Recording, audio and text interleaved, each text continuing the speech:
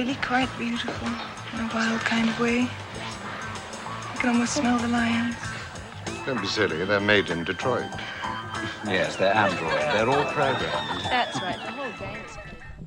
Welcome back to another beautiful dystopian You can sit down, by the way, as you're standing for the corporate anthem. Oh, yes, of course. Please. Take your seats. Please take your seats. Great pick for that. Oh, my God. It's in the movie. It's a great corporate anthem. It's very interesting Not how they enough chose... corporate anthems out there. There really isn't. It's interesting how they chose all their music in this movie, though, because they wanted it to feel timeless. That was it the had only... the family opera music. I don't know Yeah. what the real name of that music is, but everybody knows it. Yeah. It's something... Toccata and Fugue? Sure. Fugate, I think it's what it was. That one is what it's called. Sure. Inspired by a storm. A perfect storm. The storm is coming. QAnon. Murray, we're I going thought that was back. the Game of Thrones. Oh, yeah, that's Game of Thrones, isn't it? Winter's coming. Winter's coming. Storm is coming. By the is way, I cute. watched the first episode of the prequel. Too many weird names I gotta remember. The House of Targaryen thing. House of Dragons. Yeah. Yeah. Wasn't blowing your mind? No, it didn't do anything for me. You let me on to a show that was blowing my mind. What? Primal. Love Primal. I I watched watched- it this morning. Watched the first 3 episodes. I mean, this is I don't know. You probably know this. Season 2 is playing right now, by the way, for you people out there. Okay. Done by the same guy who was like a producer of Two Stupid Dogs, co-creator of like Powerpuff Girls, Samurai Jack, Star Wars Clone Wars, the Samurai Jack reboot, and now Primal. Yeah. And he hits that feel of just like violence, a lot of face acting, eye acting. Yeah, there's no dialogue because he's a caveman. Right. Fucking good. His thick-ass ankles bother me. Everybody's got big cankles in this show. Yeah. But he's doing the Magnolia thing where they just don't feel like taking the time to draw. Right. It's very primitive. Yeah. Very good show. It's funny because it's very much a fantasy. It's not based. Well, obviously, it's not based in reality because humans and dinosaurs didn't coexist. But it gets even crazier in the second season. It's not. I think what it is Tartakovsky. I think that's the guy's name. Yes. He's trying to do Conan without paying for the rights to Conan because basically Spear, which is the gay man's name. He becomes Conan. Like, okay, he can't talk, but he gets a sword. Like in the second season, because it's just crazy shit. Like there's crazy monsters that never existed. And then you got Vikings, which Vikings were around 1,000 years ago. Okay, they're nowhere near cavemen. You got Egyptian people that were like 1,000 years before Vikings. You got the Persian army now in the latest episode. So it's crazy. It's just very much just throwing shit at the wall. That's just cool. That's fucking cool. I mean, I've watched 3 episodes, and there's just barely connection between the episodes. Yeah, the first season is one and done episodes. Okay, and then the second one, there's more of a linear plot going on. Yeah, that's still okay. I really appreciate one and done type episodes, and I guess that's a good way to get introduced to the character in a world and whatever. But all right. Well, also, I think it was like, if you're going to get possibly canceled, you don't want to leave it on a cliffhanger. True, exactly. That's kind of where I was thinking. Like, I wonder if they're just kind of doing these things to demonstrate like the world and everything, so they don't have to try to come up with a story just to get canceled. Right. Okay. Before we start talking actual movie here, we do have to, just put everybody on high alert that we have not heard from Lycanthropus Chris in a while, and we did hear about a flooding in his area of Texas, and we do know that he is a cryptozoologist hunter. Wait. Cryptozoologist and monster hunter. Yes, of course. And so... Lycanthropist is his specialty, lycanthropy. Yes. Yeah. And, of course, we're all studied very well on our Zargathas, and we know they love... Well, you still don't know the name right, but yeah. What is it? It's Zargtha. Zargtha. Yeah. Yeah, just a hard th, yeah. Like a caveman would say. Yeah, you don't need that middle syllable. I like the middle A. That's my own. That's my tomato. Zargatha. Zargatha. You say Zargtha, I say Zargatha. So we just want to put everybody on alert. Keep your eyes out, because if you're in the Texas, Dallas-Fort Worth area, could be Zargatha's about. Yeah, they love water. They're very amphibious. People don't know it. Even werewolves can be amphibious. What'll be They interesting? have webbed fingers. What'll be Can't see it because of the hair. of course. What'll be interesting is that we know Zargtha's like dank alleys, like narrow They love moisture. and moisture. The thing about Texas, there's not a lot of alleys, so they must have evolved in some not? way. Yeah, there's not a lot of alleys. I did not know that. Yeah, I've been in Fort Worth a lot. Not a lot of alleys. So it's going to be interesting What to is see that Fort Worth, then, if there's no alleys? I did. Think about that one. Oh, so just stay We're frosty praying out there. for you, Chris. Just, keep it warm. Keep it warm. It is Texas. It's probably pretty warm. Okay. We're loved in Texas, and we love Texas back. Our right. buddy Paul London, Texas boy, too. He is a Texas boy. That's right. All right. I'm ready for rollerball. Even though his name's London. Yeah. It should be Paul Austin. But, There we go. But there's also already Steve Austin. Yeah, I was going to say. So, yeah. I think the WWE would be like, yeah, no. He could have been his little brother. Oh, there we go. Yeah. With hair. Yes. Yeah. Well, right. You got to be the opposite. That's right. Smaller, hair, This works. I think it works. flippity flop moves. Well, I want to talk about a movie that does not have any flippy flop moves whatsoever. No, they stay grounded because they're on roller skates. They stay very grounded. This is a beautiful movie. Of course, we all remember. Murray, you remember because 2-3 vividly. times in your lifetime, roller derby has been one of the hottest things for 8 months. I was talking about Griff. I was like, I still don't know what the poor purpose of roller derby is. I was like, I think they were seeking to make this movie roller derby interesting because to me it's just a bunch of butch lesbians going in a circle. I'm glad the butch lesbians have a sport of their own, a league of their own, if you will. Oh, But I don't get it. I don't get the appeal. I just don't want to watch it. They tried in the late '80s bring it back, and I was like, I'll give it a look. You know, Yeah. I was still into like pro wrestling at the time, and it was kind of a lap over. There's fighting in both. live entertainment. Yeah, and I was just like, I'm out. Just I don't- out. Well, you gotta understand too. I come from that era, like roller skating's for girls. Like guys didn't roller skate, so Okay. I was just like, nah. you couldn't But relate. now I'm glad we did learn something because remember the last time we saw James Caan on this show was the Playboy roller disc special, and he was roller boogieing pretty good, and now he learned it from this movie. Holy shit. That has to be it. Yeah, I didn't Go realize. check out that roller boogie episode. It's on YouTube and on our SoundCloud. That's right. I didn't realize that, he was in that because he's just so quiet. He's a mousy man, which we'll get into. Yeah, we'll get into into. that. It's going to be the meat of this segment, is talking about James Caan. But anyways, We got conned. I got conned. We're going back, like I said, 40 years. We're 2018. We're doing another beautiful dystopian Yeah, the movie. far-off future of 2018.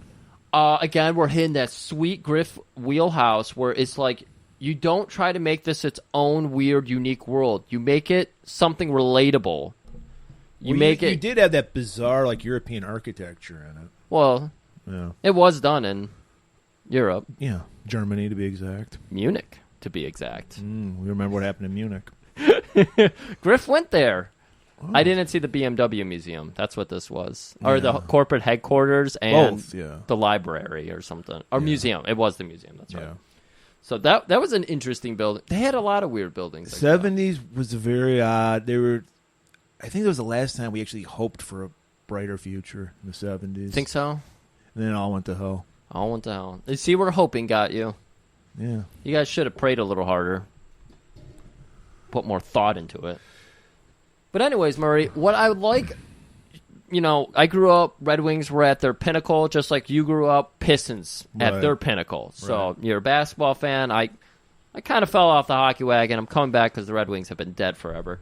But this reminded me, seeing all the rollerball players reminded me of looking at like Mickey Redmond in the 70s and 60s and shit, and how gnarly he was, and just everything about that era. And like, what's that hockey movie? Slapshot? Slapshot. Yeah. So they fucking hit that appeal with this movie. Like all the athletes. Yeah, when you look think like that. about it, not a lot of muscle on any athletes in the 70s. Nope. I mean, definitely not basketball. They were just skinny guys. Nope. Even like Muhammad Ali didn't really have a great physique. He didn't? No. I mean, he wasn't fat or anything, but he wasn't like Mike Tyson. Yeah, like nowadays the boxers are fucking just like going nuts with their muss. Yeah. Yeah. I mean, that's why pec jelly was so important in the 70s, a mask that those weak chest men had. Muskies, move out of the way. Wait, Muskies? Is that the jobber wrestlers' names? Muskies? We got to see them win their one tag team match. The Mulkeys. The Mulkeys. Everybody had jobber bodies. That's a great analogy. That's what I was trying to do there, and I swung and a miss. Yeah. So enhancement talent. But I loved it because, again, the violence is just ramped up. Like hockey. 2018 was a very violent year. I grew up thinking hockey's like the most violent sport ever because I saw the older footage, and it was more violent. And basketball was violent. That's why the bad boys, they would fights all the time. Exactly. Like, just let them fight. Let them fight. Is that your guys' cheer? It wasn't kill John E. Kill John E. Kill Larry. Kill Larry. I'm sorry, everybody. Larry Bird is still alive and well. Murray's wishes have not come true yet. It'll happen eventually. Is that something? Are you going to go pee on his grave? Probably the last thing I do before I die. The last thing you do? Okay. That's on my bucket list. All right. Are we going to get into the performance of James Caan? We'll get there, okay? I got a lot to say about that. I know you do. This is going to be a half-hour opener. Sorry. I wanted to bring up that I thought this was the third movie. You reminded me. No, this is only the second movie we've done where women are used as furniture. Yeah. So that I thought that was kind of weird because now women want to be furniture. That's the crazy thing about the modern era. Kardashians. Exactly. You should just hang around the house and get injections into your ass. There's nothing more hot than a butt injection. Ugh. Stop that. Stop that. The first time I watched this, I felt it was a very slow burn. Yeah, very. I was kind of like, what are you? You have some of the greatest action sequences I've ever seen. Really? I really like the rollerball match. More than Fury Road? Yes, more than Fury Road even. Because there was no CGI. It's the greatest action movie ever made. Yeah, that's right. That's what they tell me. I fucking love the rollerball matches. And I feel like this movie, which clocks in at like 2 hours and a minute or two, it could have been better served. I guess maybe nowadays the director's cut would have been this version, and there would have been a condensed version because James Caan, I'm sorry, Murray, we'll get to it in a minute. I'm just going to gloss over this. I got 2 issues with James Caan, but yeah. He does not carry the water very well in this movie. No. So the parts in between the rollerball are very boring. Yeah. And I wanted to get into this world, and I think they could have done a better job teasing it if they just condensed the force is trying to push him out kind of aspect of it. I mean, another thing that this has in common with Soylent Green is that, hey, rich people suck. Let's go out and kill some rich people, Griff. Eat the rich. Fuck rich people. They're horrible. We're living our current corporate nightmare where it's just like almost all the world is owned by several different groups. And we're supposed to worship these people. No? Yeah, they have a corporate anthem, as you heard at the beginning. Yeah. It's kind of weird that Devo recorded that song for them, but they're against that kind of thing. But I don't know, who cares? Irony, of course. What else? And then I started to kind of feel bad my second viewing for Jonathan E, as he's called, because it's like he is the goober who at 16 was like, I'm going to be the next rollerball champion, and he learned nothing about existing. He does have a little bit of fashion on him. Yeah, that was very interesting because of the time, because people don't do it now so much, but it seemed like, and probably it's because it's the pre-internet days, everybody dressed the same. Whatever the trend was, like you literally, I'm not kidding, could not find non-bell-bottom jeans in the 70s. Yeah. You were just stuck. You're wearing bell-bottoms. And now, people just wear it. There's no, real fashion trends anymore. Right. Everyone just, shit. That's why it's funny how you can, I can look at this movie and go, it happened in the 70s. Yeah. Movies from the past 20 years, I could get you right down to the year in some places. Right. 85, that was when they ever had.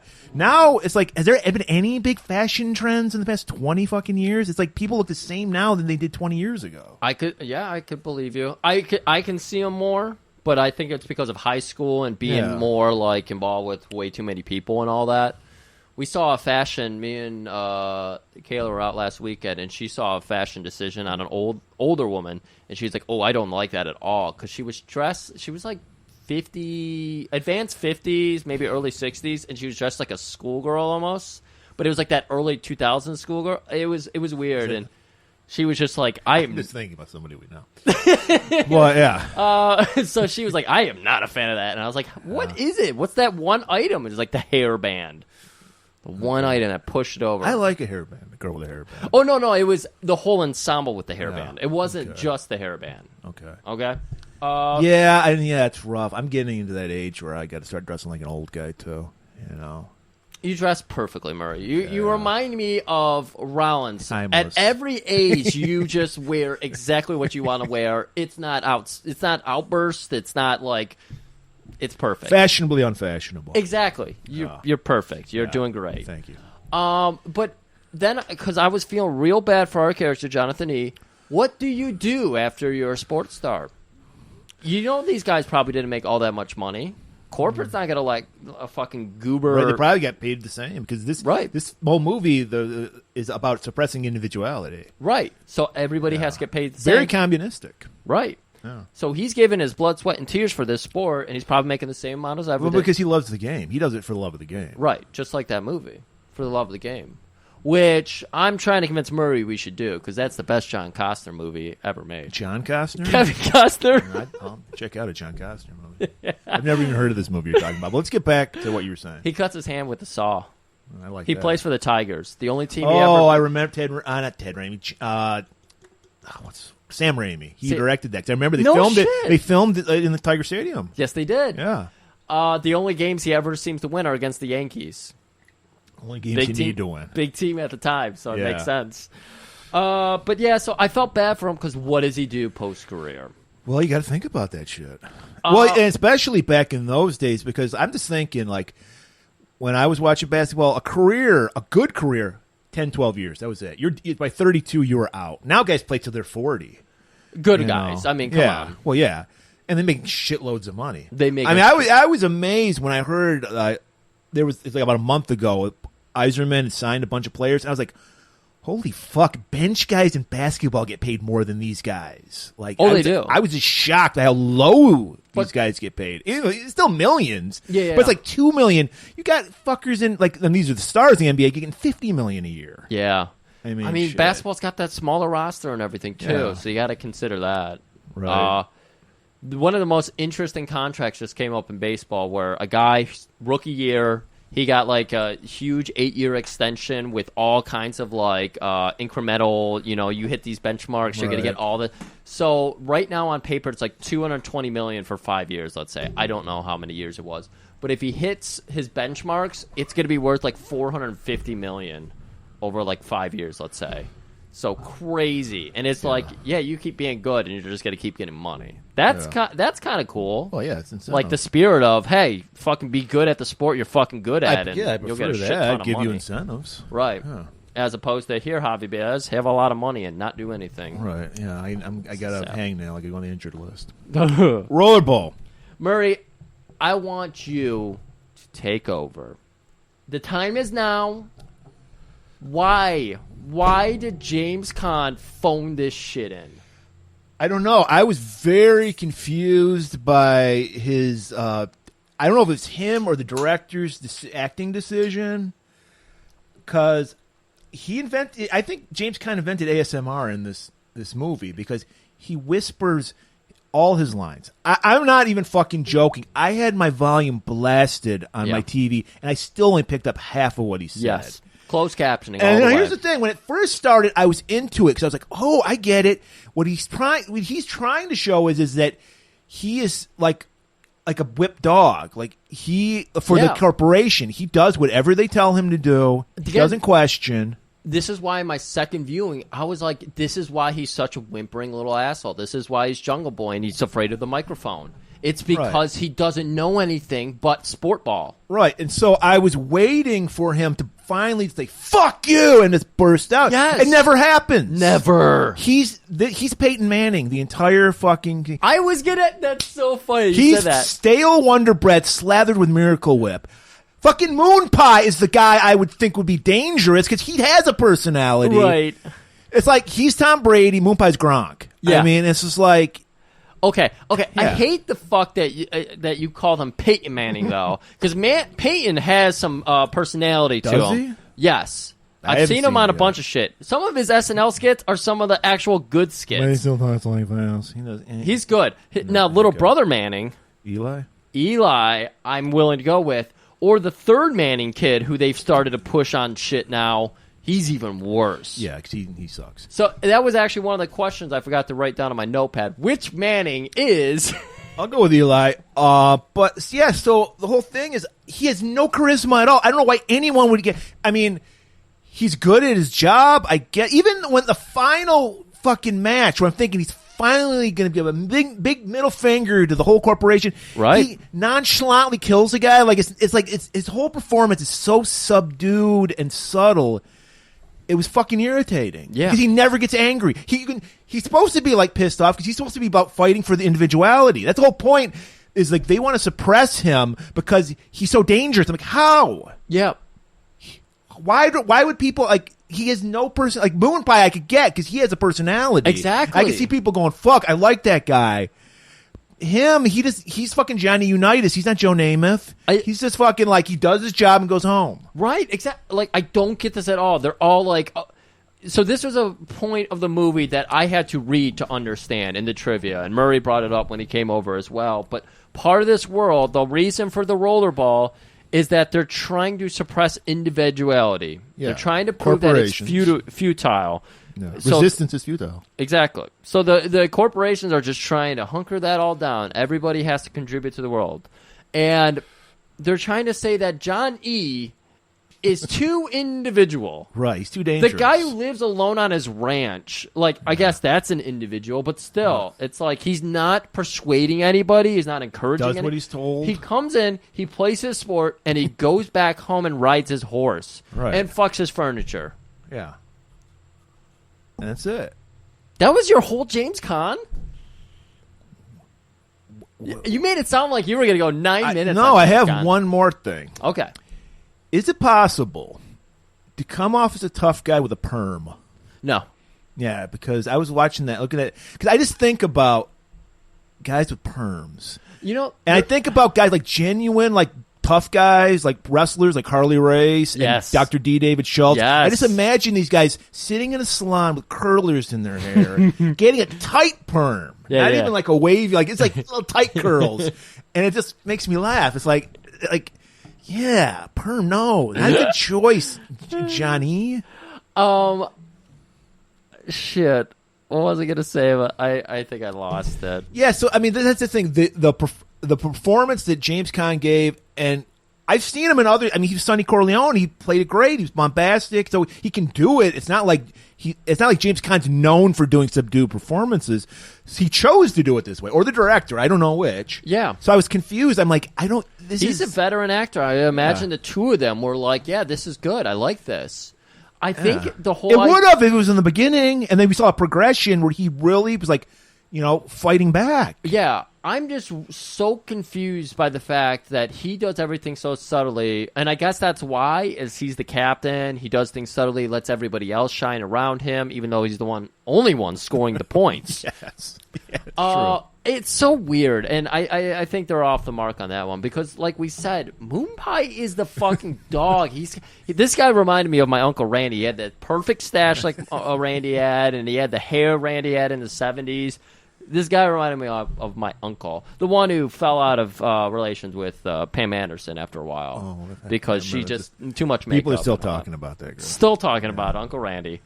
But yeah, Moon Pie is the threat to the corporations. Yeah, I would. That's what I was thinking. We did see that there is little mint cases of drugs that they're little all Mentos. taking, and he's taking them too. And I'm wondering if, like, as we know with sports ball players these days, this would be a great transitional moment where we're like, okay, he's subdued because he's taking these pills all the time. So there's a scene where he just fucking throws the pills away. It's like, I don't want, like his girlfriend's like, just take a pill. And he's like, fuck pills. I don't want to do that. His girlfriend stops taking the pills. Yeah. Where are you going? Indianapolis. No one goes to Indianapolis. You have to, yeah. Evel Knievel does. Oh, that's right. And that's when he got on drugs. Remember that little speech? That's right. Indianapolis put you on. You can, Matt. You can tell us Indianapolis makes you get on drugs. It makes you get on drugs. Yeah. All right, Murray. Do we have any more about James Caan, or can we do it in the rest of the episode? We got to get into this. We've already done a half-hour intro, like usual. Like usual. That's our new bag. So now we got the pregame show out of the way. Ladies and gentlemen, let's get ready to rollerball!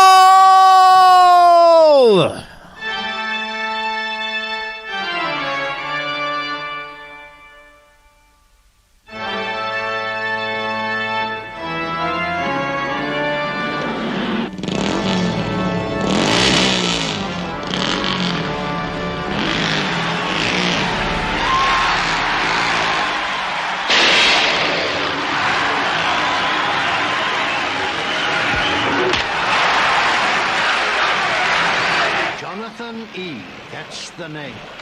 Houston players come and go, but the champion plays on.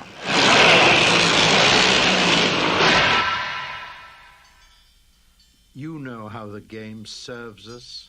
It has a definite social purpose. Nations are bankrupt, gone. No poverty, no sickness. Man has accomplished what he'd always craved. Corporate society was an inevitable destiny for good life, a centuries-old dream. You better do as you're told, Jonathan. That's all I have to say. Don't be here when I come back. You won't be back, Johnny. No player is greater than the game itself. It's not a game a man is supposed to grow strong in, Jonathan.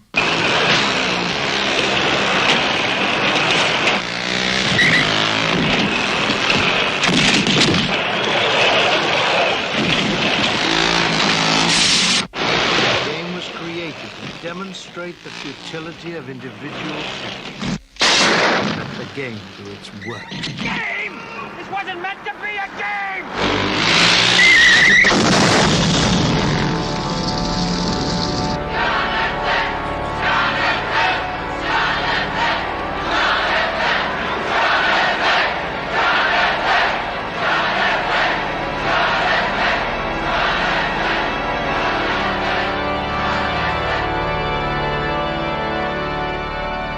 All right, we're coming back from that sweet hot trailer, and our arena is being prepared for battle. Yes, it was. I think an Olympic basketball arena. Yes, it was, and they got got it set up. We see the people prepping. We got the controller in the middle.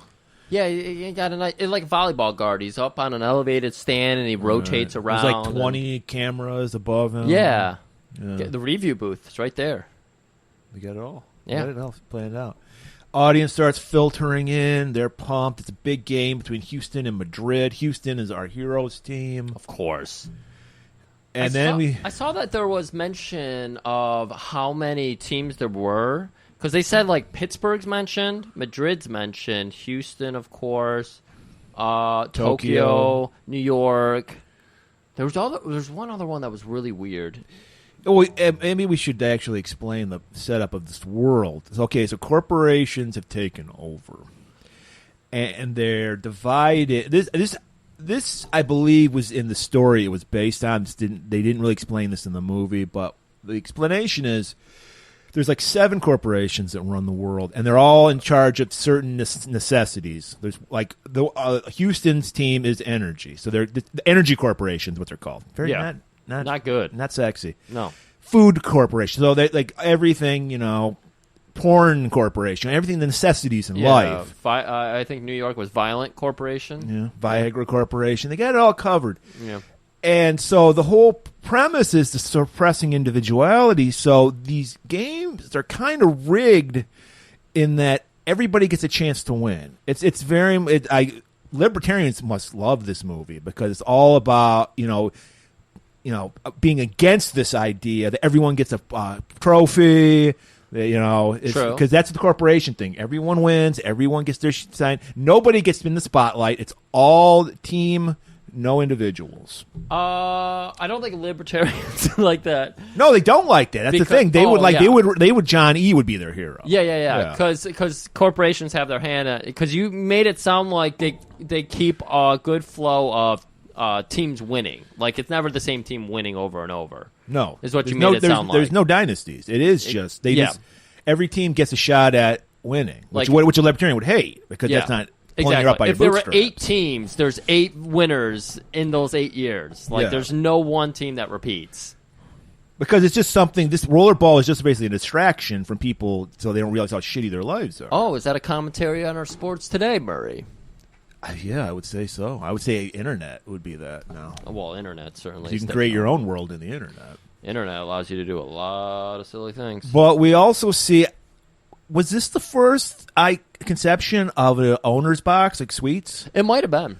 Because we see the corporate guys, they get their own box with the riffraff can't get near them. Wasn't it kind of close to the ring, too? Yeah, it was right up on there. Yeah, because we're used to the owner's boxes being way the fuck back up there, like away from the people, and they have like their own spot kind of by the people. But it looked like a penalty box, basically. Yeah, it was secluded where it had the bulletproof glass because, of course, who wouldn't take a shot at the executives? And we see these fans are rowdy later. Well, yeah, they're bloodthirsty. They're bloodthirsty as fuck. Yeah, we never get a look at... Well, I guess they explain that, like, people are content. They're fat and happy. There's no poverty now. Yeah. And that's because of the greatness of corporations, which we know is true. Elon Musk tells us this. Right, of course. Let the corporations take over, and there'll be no problems. Please. Let one person decide. Don't voting. Get rid of that. Yeah. Right? We got 7 corporations deciding our day and our nights. Like Charles in Charge, except it's, corporations in charge of our days and our nights. Yeah. And look at this world. It's perfect. Yeah. We finally got football looking like football again. You can tackle the quarterback and break his spine in half. Right. We just have the fucking flimsy face guard that like only kickers wear now. That's right. People can get kicked in the face like the old days. You know, they look like, what's his name's Riot Guard helmet. Yeah. Detective Thorne? Detective Thorne's the Riot Guard helmet from last week. So the recent champs are Houston, our team. That's the team we root for. That's right. Orange and brown. Yeah. Yeah. No, was it orange and brown? I thought it was orange and black. Was it orange and brown? I think it was brown. Oh. I'm just saying, because that was orange and black was my high school rivals color, Pontiac Central. We didn't like fuck them. Like them. What was your colors? Red and white. Red Pontiac and white. Northern. Yeah. We had the Huskies was our team. They were the Chiefs. My junior high and high school were both the Panthers. One was blue and white. One was yellow and gold. Yellow and gold. Blue and gold. Sorry. So, yeah, they enter, and Jonathan E., not so cool, he doesn't even need a last name, just an initial. And he comes out, and they do the lap. They're checking out the field, the course, whatever you want to call it, track. Right, it's just like ice hockey. You got to feel out the rink, make sure there's no lumps or anything. It's their home court. No but they dead still spots. Check it. None of Yeah, that exactly. Shit. And there's Jonathan. People are losing their fucking mind. Madrid enters. The Madrid fans are there too. They section off the fans, so it's half Madrid, half. But they're all sitting. You know what? Amongst each other. We were just talking about mascots. Horrible names though. It's just the Houston team. It's like the Washington Football Club. Yeah, I like that name though. Maybe they should turn in like a rollerball type thing. I think they should. Because I was getting real Bengals vibe off of their gear. Yeah. It might be black. Yeah. It was hard to tell because of the lighting. Yeah. And brown was a hot color in the 70s. So you might be that's right. exactly what the director was going for. He wanted to make it feel very welcome to the 70s. So everyone quiets down. We got to stand for the corporate anthem. We got to pay your pledge allegiance. And then we get a little primer on what rollerball is, the point of it. So there is a ball, a little about the size of your fist, a metal ball. Yes. You get shot out of a tube. Like pinball. Like roulette. Or it kind of goes around the thing. It does hit the edge, so I guess it is more like roulette. Because there's like a little launcher trough kind of that it's in. Yeah. And then it goes out on the field. And then whoever gets it first, there's like a hole we got to score on. Which I couldn't figure out how the opening thing. It sounded like they said Houston will be opening on offense, and they shot the ball to Houston. But that didn't make any sense because later on, other teams. There's a lot of shit that makes no sense that we'll get into. Especially the last game. Oh my god, it's hard to keep track. But yeah, so yeah, the goal is you got. I mean, it's like, I guess it's like roller derby. You got to get around the defenders and score a goal. But instead of like in roller derby, where you just have a person that flings you, you have motorcycles that sling you. Oh man, when I first saw like the motorcycles coming out, I was like, "What the fuck am I about to watch?" And the shit they do. Supposedly, this is the first movie they gave credit to stuntmen for because of how great of a job they did. Now, your part of the regulation uniform are spiked gloves. Yes. What is a penalty in rollerball? Because there are penalties. There are. In this match, there's penalties. Because obviously, if you're giving spike gloves, you can punch people in the face with your spike glove. Or can you? Maybe there's only certain body parts you can hit. They're suggesting that, yes, you can go ahead and punch anybody. We don't see a penalty. I mean, you can kill people later on. Yeah, we see a penalty in this match where Moon Pie comes down from the high. Because this is like kind of like the roller. Instead of being a oval shape, like a track shape, it is more of a circle. It didn't look very ovally. It looks like the kind of track indoor bike racing does. Yeah, because it's like a racetrack. It's at an angle. It's got that big angle to it, and that's the important thing here. And there's a rail up at the top of it, and then like hockey, like ice rink boards at the top of that for the fans. So you're not plunging into them. And we do see Moon Pie launch off that and kick somebody, and he gets a penalty for that. But that's like their whole plan. So he's Bill Lambier, essentially. He's like, I'll get the penalty, but their biker's gone. Right, yeah. It's good strategy. So, ball gets flung in, and then, like, there is no net or anything in roller derby, but in roller ball, there is this weird little circle magnet thing that you have to chuck the ball into. Right, and your opponents can just mill all around it. They can basically goaltend. They can goaltend, and it sounds like the offensive team loses their ball if the ball carrier gets tackled. Yeah, then they shoot out another. And also, it's very important. The ball must be visible at all times. Yes, you can't hide it, or like hold it like a football, like against your chest or anything. You have to hold it up so people can see the ball. So you see a lot of shots of just a close-up on the guy holding the ball out because that is very much a rule. So, like you said, Johnny's the only guy in Houston who ever scores in this entire movie. And I guess that's why he's the greatest. Yeah. And he goes for it, but he misses his first try. So the second ball is fired. When he missed, they just launch out another ball. And Houston Biker goes down. I think you said Moon Pie takes him out. No, that's Houston, so he wouldn't be taken out. Oh, right. Biker. I was confused. No, you're just reading through it. Yeah. It's tough because how do we explain this action? There's so much happening. We're the worst at explaining action. Exactly. We're the greatest action movie podcast that can't explain action. Right. So Houston unless it's sex, we can explain that. Yeah, we can explain that. Sweden scale. Well, we did have to fly Sweden in to help us. Yeah. Anyways, so, the second ball goes out there. They end up losing a biker. They end up losing this ball as well. And you're like, this is a really hard game to score in. I think that's the point they're trying to make. Is like, right. John... It's like hockey, right? 3 periods? Murray, they make it up.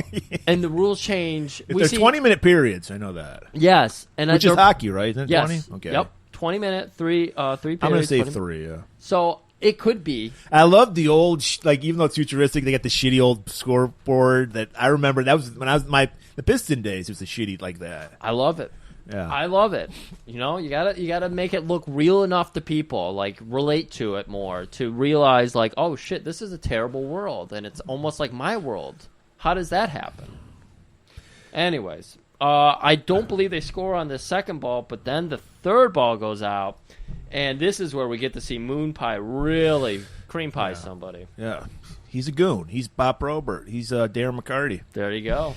And he does his job well because that's his job. He's Gronk. He's got to protect his man, Tom Brady. Tom Brady. And he does, and Johnny dunks it. His tongue hanging out. He's flying, got airtime.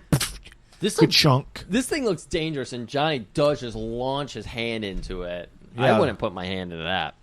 But as you said, second period just begins. Like, what the fuck?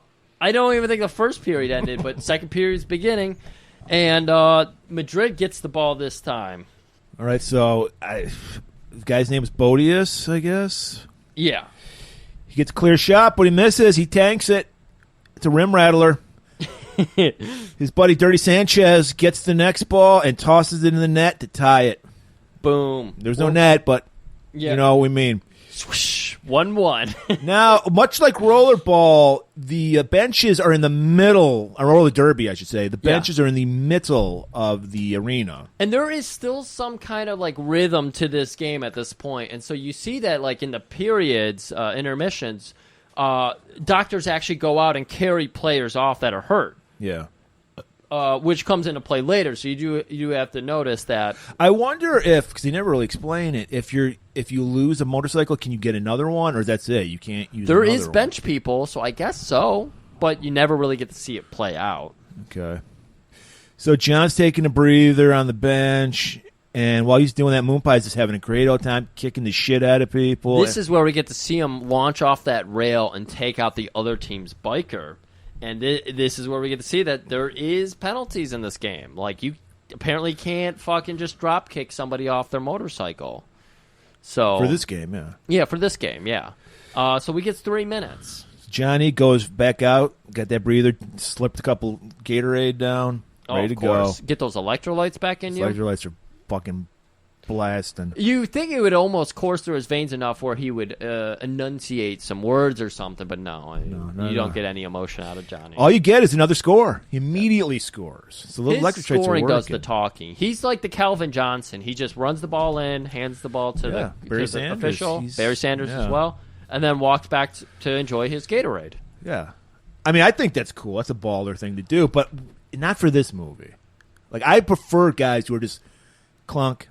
I can do this anytime I want. That to me is more baller than like talking shit. 100%. But for the purpose of this movie, it doesn't work. Right. For a movie, it doesn't work. No. For real life, favorite players of all time are the ones who just hand the ball back and say, all right, guys, I'll see you in the next drive when I kick your ass again. Speaking of balls, he gets the ball again, and what do you know, Griff? He scores one more time. It's an easy 3-1 victory for Houston. Ooh, and you know how I celebrate, Murray. Take off my clothes, I lather up, and get in that fucking 94-man shower. You and the whole team of Houston. That's right. And we see Johnny and we Moon see Pie. butts. We see a lot of butts. We see butts. Black and butts. Very diverse butts. Yeah. And we get a little kind of racist humor from Moon Pie. He's like, oh, man, we're going to go to Tokyo. They're all like 3 feet tall. Hey! Them pygmy Orientals creep me out. Ho! And then Johnny's like, hey, we're going to do it. Don't worry about it. I'm going to go towel off. A little too much emotion. Hey.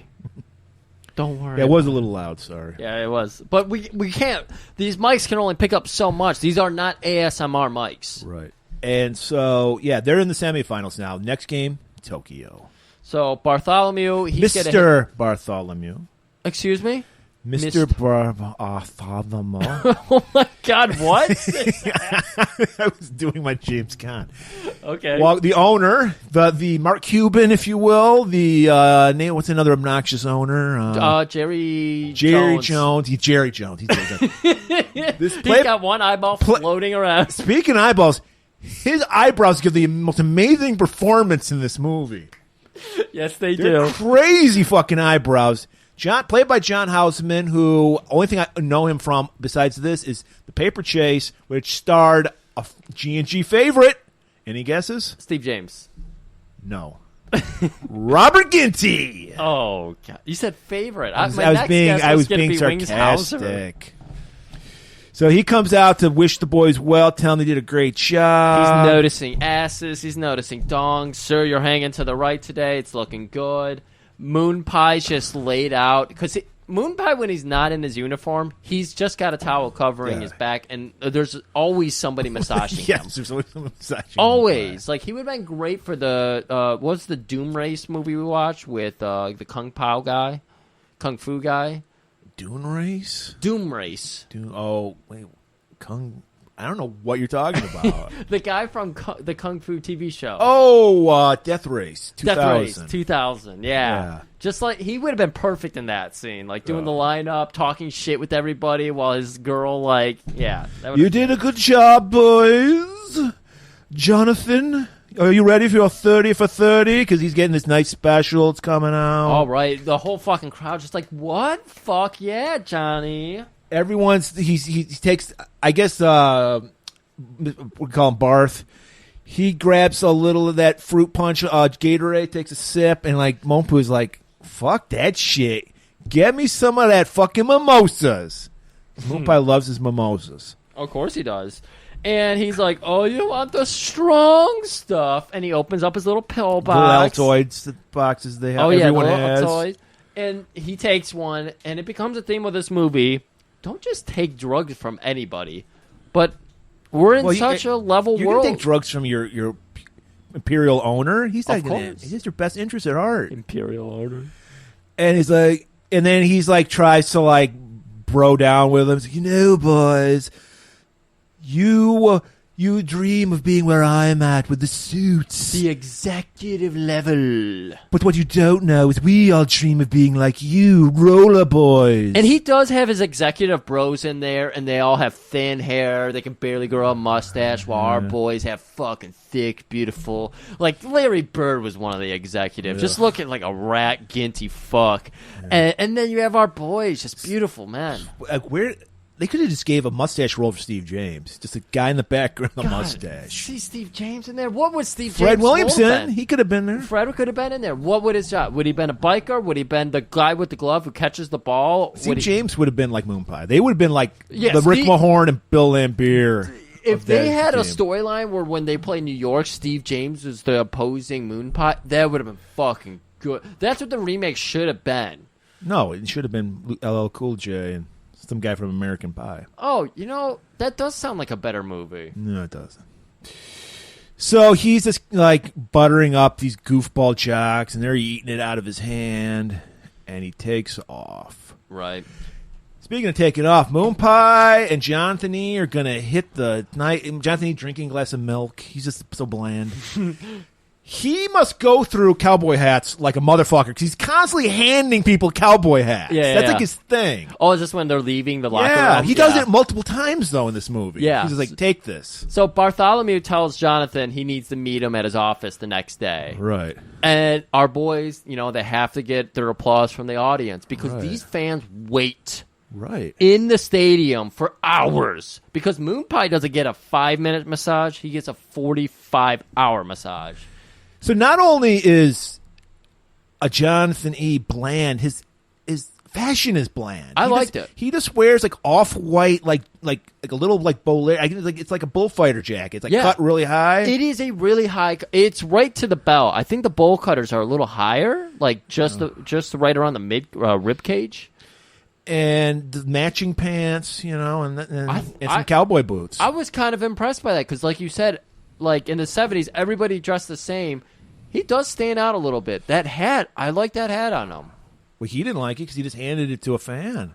Constantly handing it to fans. And then they jump on their chopper to take off to the next town. That's right. Well, not quite. They go back home. Okay. But Johnny has to go, he's got that big meeting with Barty in the morning. Yeah, and they show up in his wind chime room.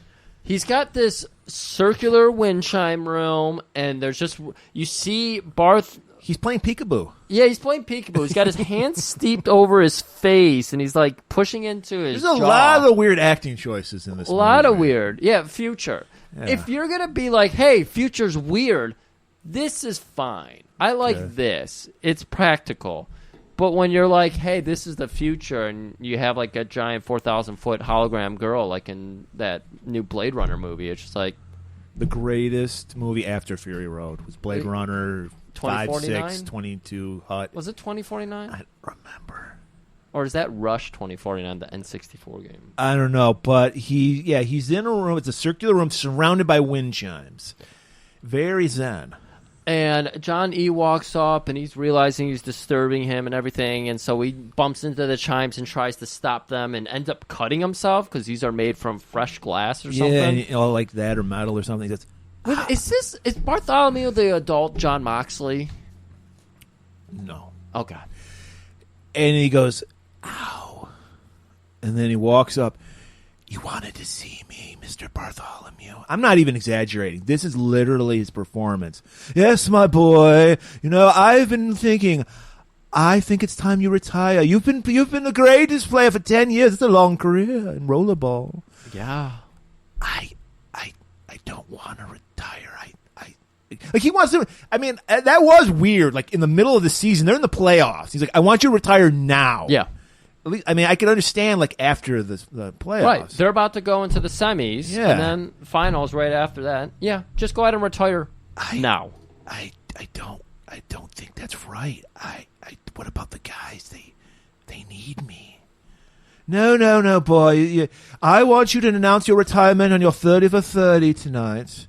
And then you can go on and live the life you earned, my boy. I don't like that. And then he's just ushered out.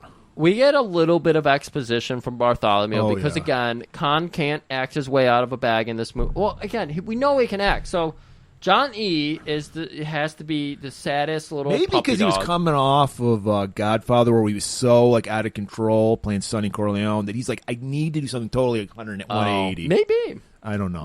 We found a lot of excuses for this limp dick character. Right. But we get a little bit more exposition on the world, how there's, our 7 executives and everything. Right. They're making all decisions. We do get to see the executives later in the movie. Yes. So and they're a very diverse group. I want to put that out. That's a good point. They were. Wasn't just old white guys. Do you want a video? Do you want a little GIF of it zooming in to the affirmative? Affirmative. Because I liked that. I really liked that. Corporations make the world better, my boy. Why give people choices? Just think for them. Which is actually kind of true. People do want people to think for them. Oh, 100%. Beats by Dre, 100%. Worst audio equipment ever. You still and he's a billionaire off that. Yeah, literally a billionaire. You still have to hear people say, like, well, yeah, I'm going to buy the Beats by Dre. It's like you could do 5 minutes of research and learn why you shouldn't spend $200 on those.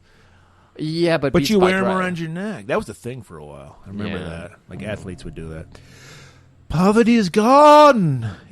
We're living in a new age. And he's just like, but you guys, you even took my wife from me. I don't know what to believe in you anymore. See, that's how far they choose. Like they choose. It's like almost like an arranged marriage. Almost. He literally took his wife away because an executive wanted his wife. Right, and it reminded me of furniture and yeah. So there's a social hierarchy going on here. It isn't as equal as we seem to think. Yeah.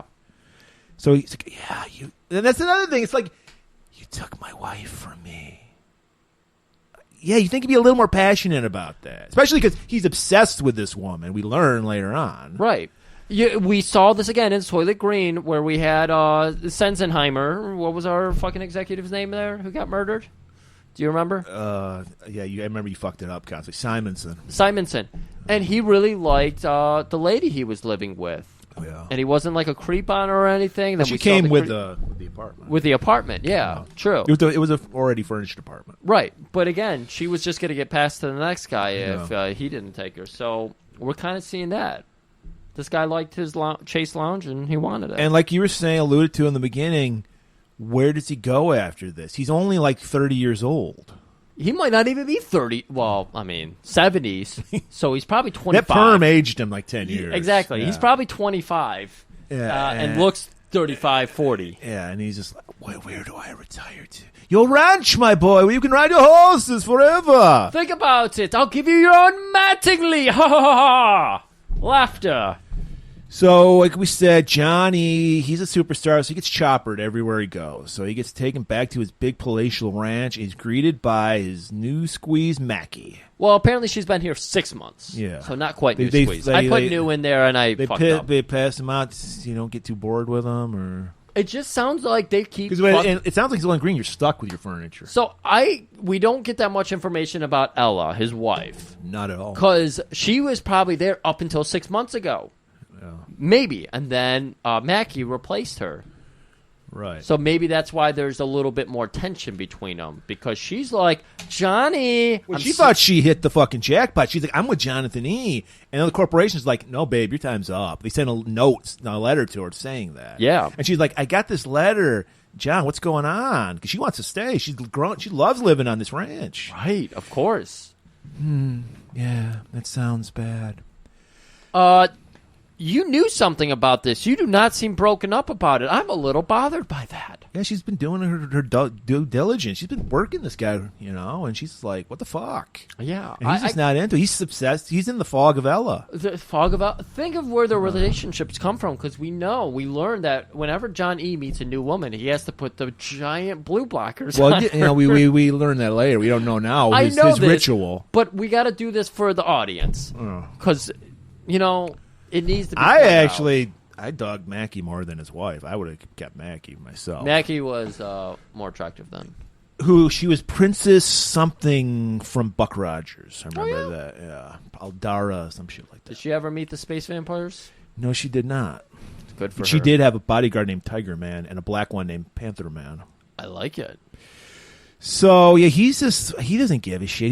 They swap him out every 6 months. So he doesn't care about Mac. I'm really kind of hungry. Maybe you could cook some food. I hear Cletus in the other room, and I gotta go talk to him. He's hungry too. Right. So he meets his old.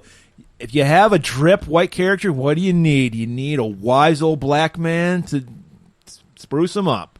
Right. And this is where I meet Cletus. No bad name to give a black guy, but Cletus. Yeah. But he's like his trainer, his personal trainer, and he's hitting the bag. Yep.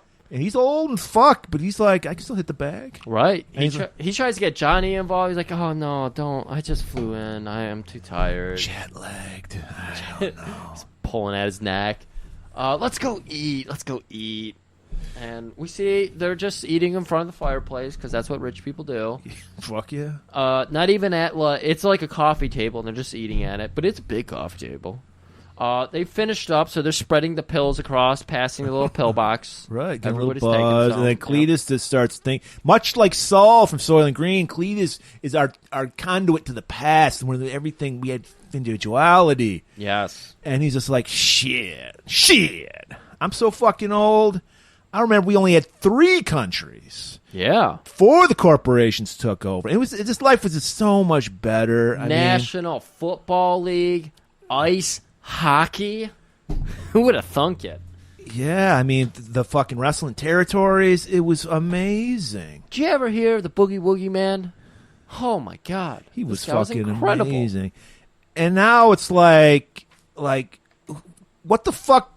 Indianapolis? Is that a real city? Does that exist? Does it even exist? What goes on there? Do people live there? Do people want to live there?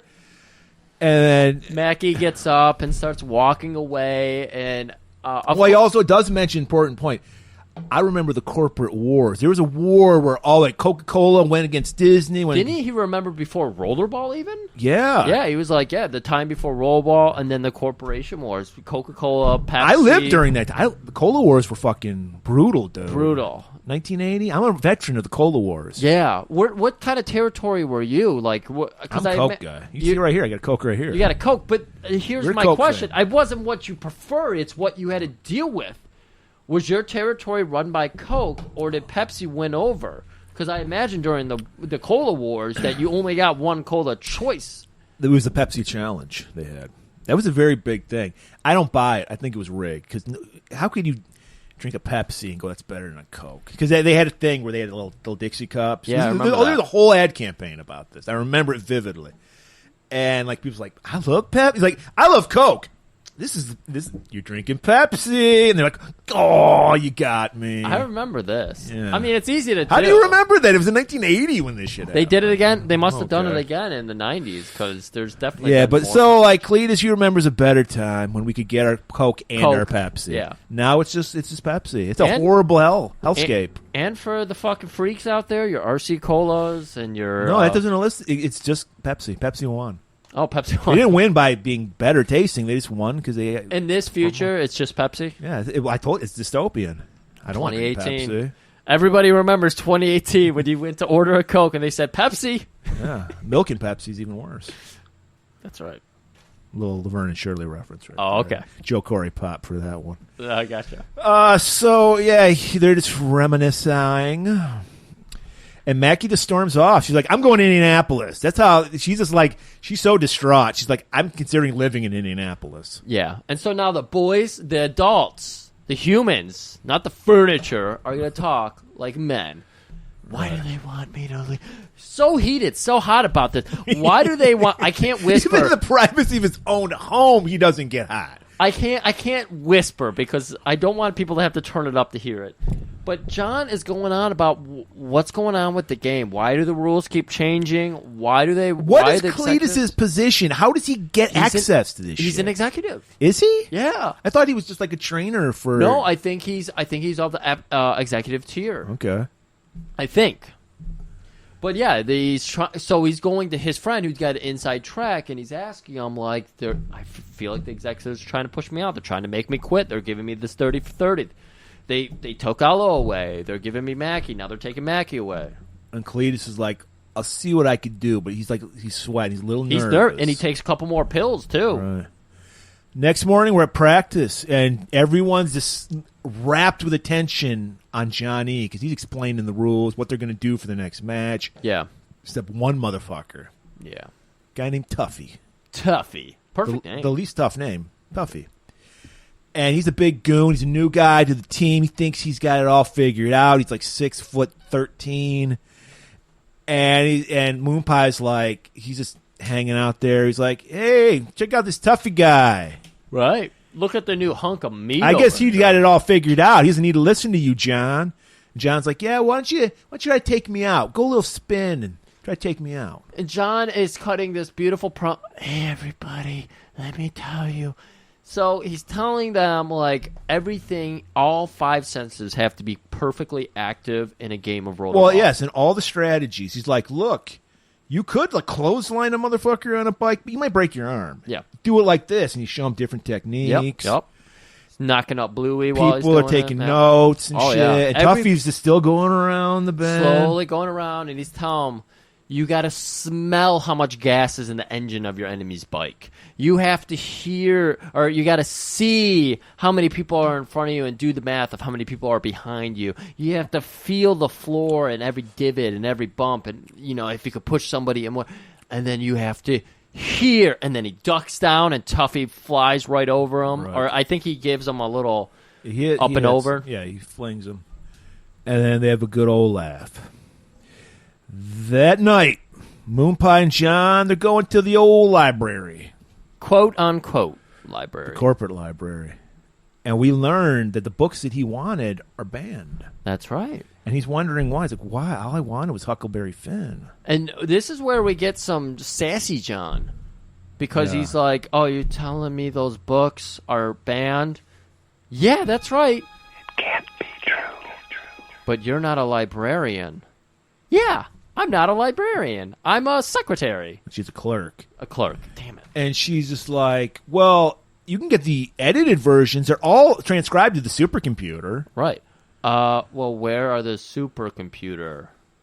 Well, there's one in Washington, but then the real one is in Geneva. That's where all the books got sent to. Yeah, and then Moon Pie is like, only nerds read books. Why the fuck are we here? I thought we were going to get some pussy. What the fuck? I thought we were picking up some of these clerk bitches. Yeah, you know the chicks with the glasses and their hair up, and you take the glasses off and take it down. They're beautiful. Yeah, I saw the old vintage pornography in the libraries with the books and there's still woods porn, and even in the far off future. I don't know how it happens, but there's just fucking porno max everywhere in the woods. So that's how he saw it. That's the one bright spot in this dystopian hell that woods porn does exist. Good. This is the one connection. This has the Soylent Green. In Soylent Green, they didn't print any books anymore. In 2018, they stopped printing the books. It was like maybe 2015, 2016. They stopped printing them. That's a common thread in like dystopian kind of futures. It is. Burn the books.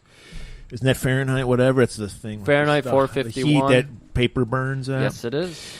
So John gets home, pops in the old tape of his. I liked how every single room he had one giant. Every room in this future, this is the trend. One giant screen TV and 3 smaller ones on top. Yes, he had them in multiple rooms, and he had his wife's fucking pictures playing constantly. Yes. So is this when he gets back home? Yeah. Okay. Yeah. So he opens up his fucking one cabinet, and it's just full of tapes, and you know they're all of his wife, and they're none of the fucking risque videos. They're all just her like enjoying a strawberry or so. I guess that could be risque to some people. Yeah, in the future, yeah. Well, and then there is the one where she's licking toes, so that was kind of risque too. Yeah. But he pops it on, and apparently that feeds to the whole house. And you know, you would say like, "Oh, having a TV in your bedroom. You have a TV in your bedroom. Not that weird. Having a TV in your living room. Of course, everybody does." He's got a TV in his hallway. Yeah. He walks down a hallway, and the TV is there. 4.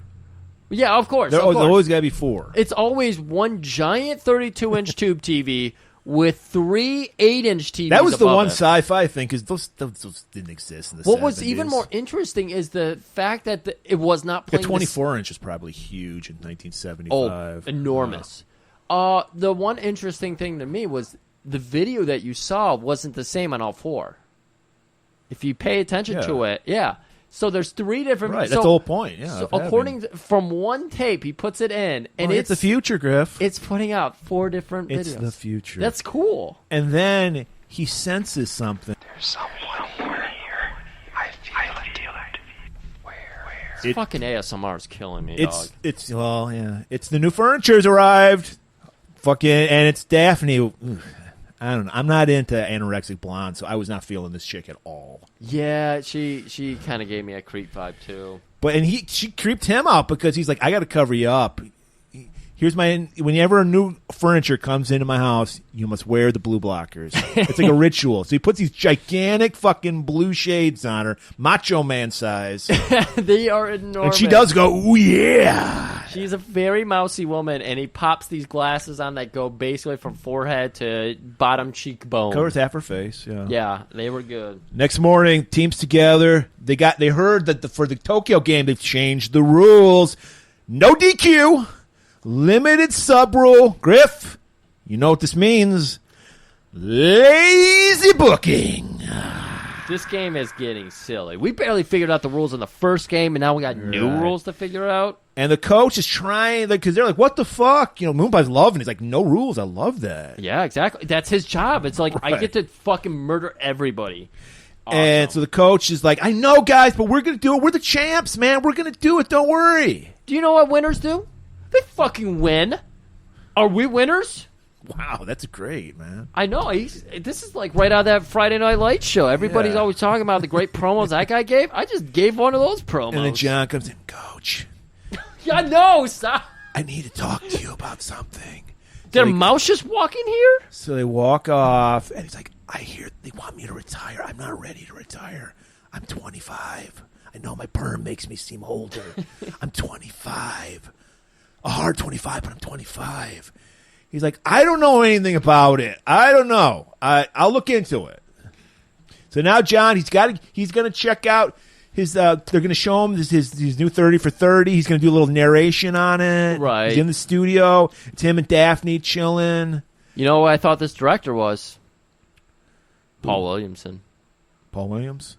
Paul Williams. Not his son, but Paul Williams? Yeah, Paul Williams. Yeah, there's this ominous... I thought it was a robot at first. Yeah, but no, they show the ominous hands on the control panel. We never see this guy.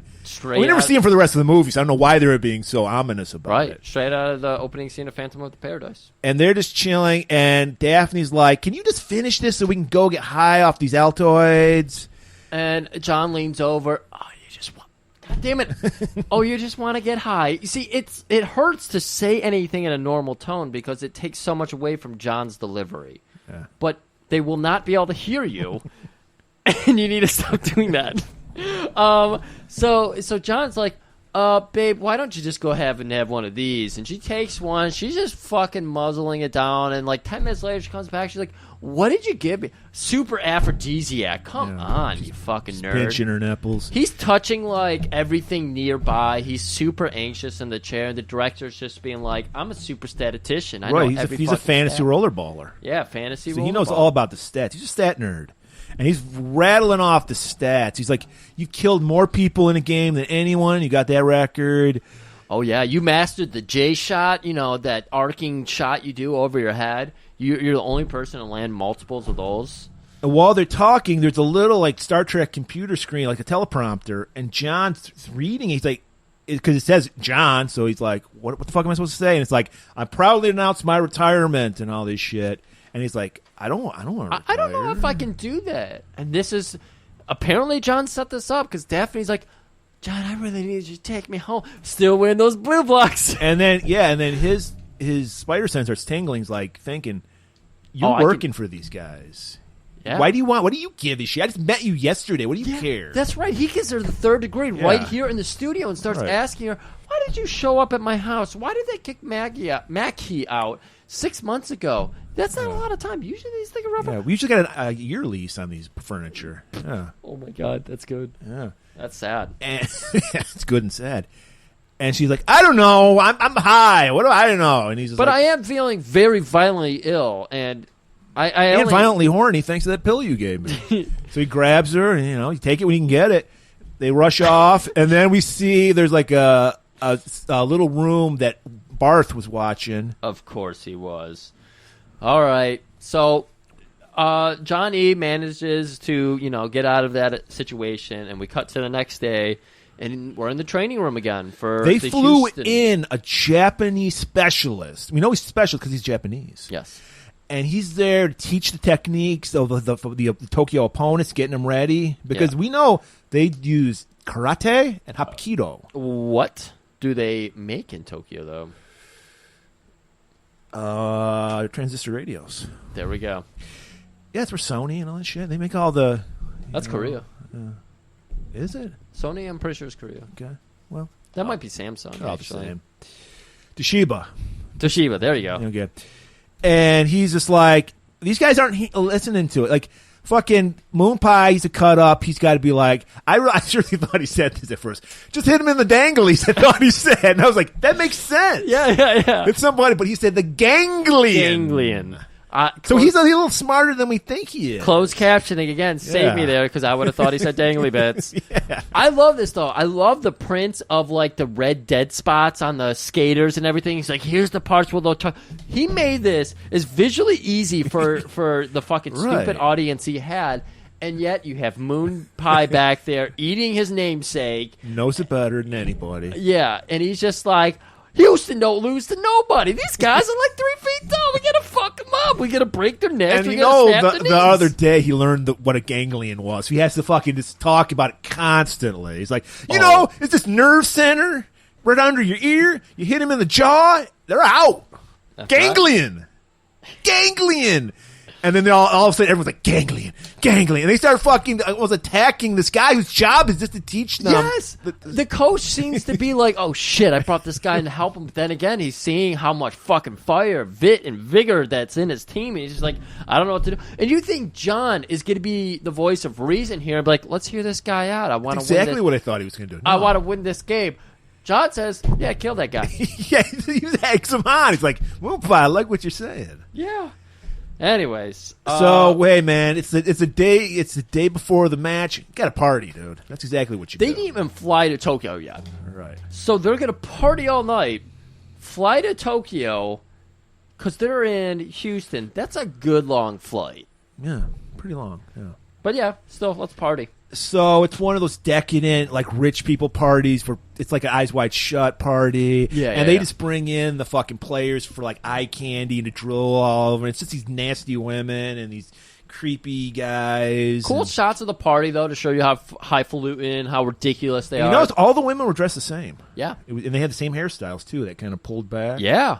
Did you notice how they danced, too? I did not notice that. So they were putting their fingers points together and then touching their foreheads like some Mork and Mindy shit or something. Well, at least it's a futuristic kind of. Yeah. Yeah. It got a little different later after several drinks and everything, but that's how it started. And they're all whispering about the studs that are walking in. And they're just like, I heard that they're like clones of shit. And they always whisper. This is where you should be whispering, unlike Johnny. Yes. And then we get the fucking line that we opened up with because we're we are literally made in Detroit. It's fun. She said like Lions, Yeah. Detroit Lions, Right. our football team here. But yeah, of course, Cletus, Johnny has to walk in at some point, and Cletus is the one who everybody, Johnny, Mr. Jonathan E. And the fucking standing ovation. And then we see Mackie. She's got moved on to another exec. You know, right? Well, she didn't move on. She was taken from him and given to a new executive. That's what I meant.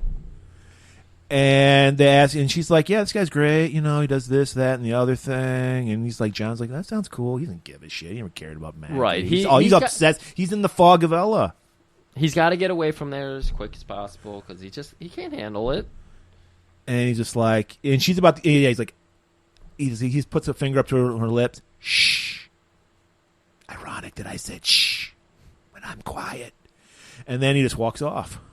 So now we get Bartholomew entering, and of course the crowd, They're just in awe of his fucking eyebrows, just all over the place. They're teased up, permed up for some reason. Yeah, permed eyebrows. Long enough to be permed. Yeah, you could do that. Yeah. And this is where we hear, because again, he walks in and the crowd, instead of cheering and everything, they just kind of go to a murmur. He's an executive. He could end careers, you know? And we hear some people whispering. Of course, that's the whole theme of this, is overhearing these rich people whispering shit. Someone got Evans, the crocodile. Ooh, that's ominous. Yes, it is. We don't know what that means. No, we don't even technically know Jonathan E's last name. Yeah, it could be Evans. But that is a good possibility.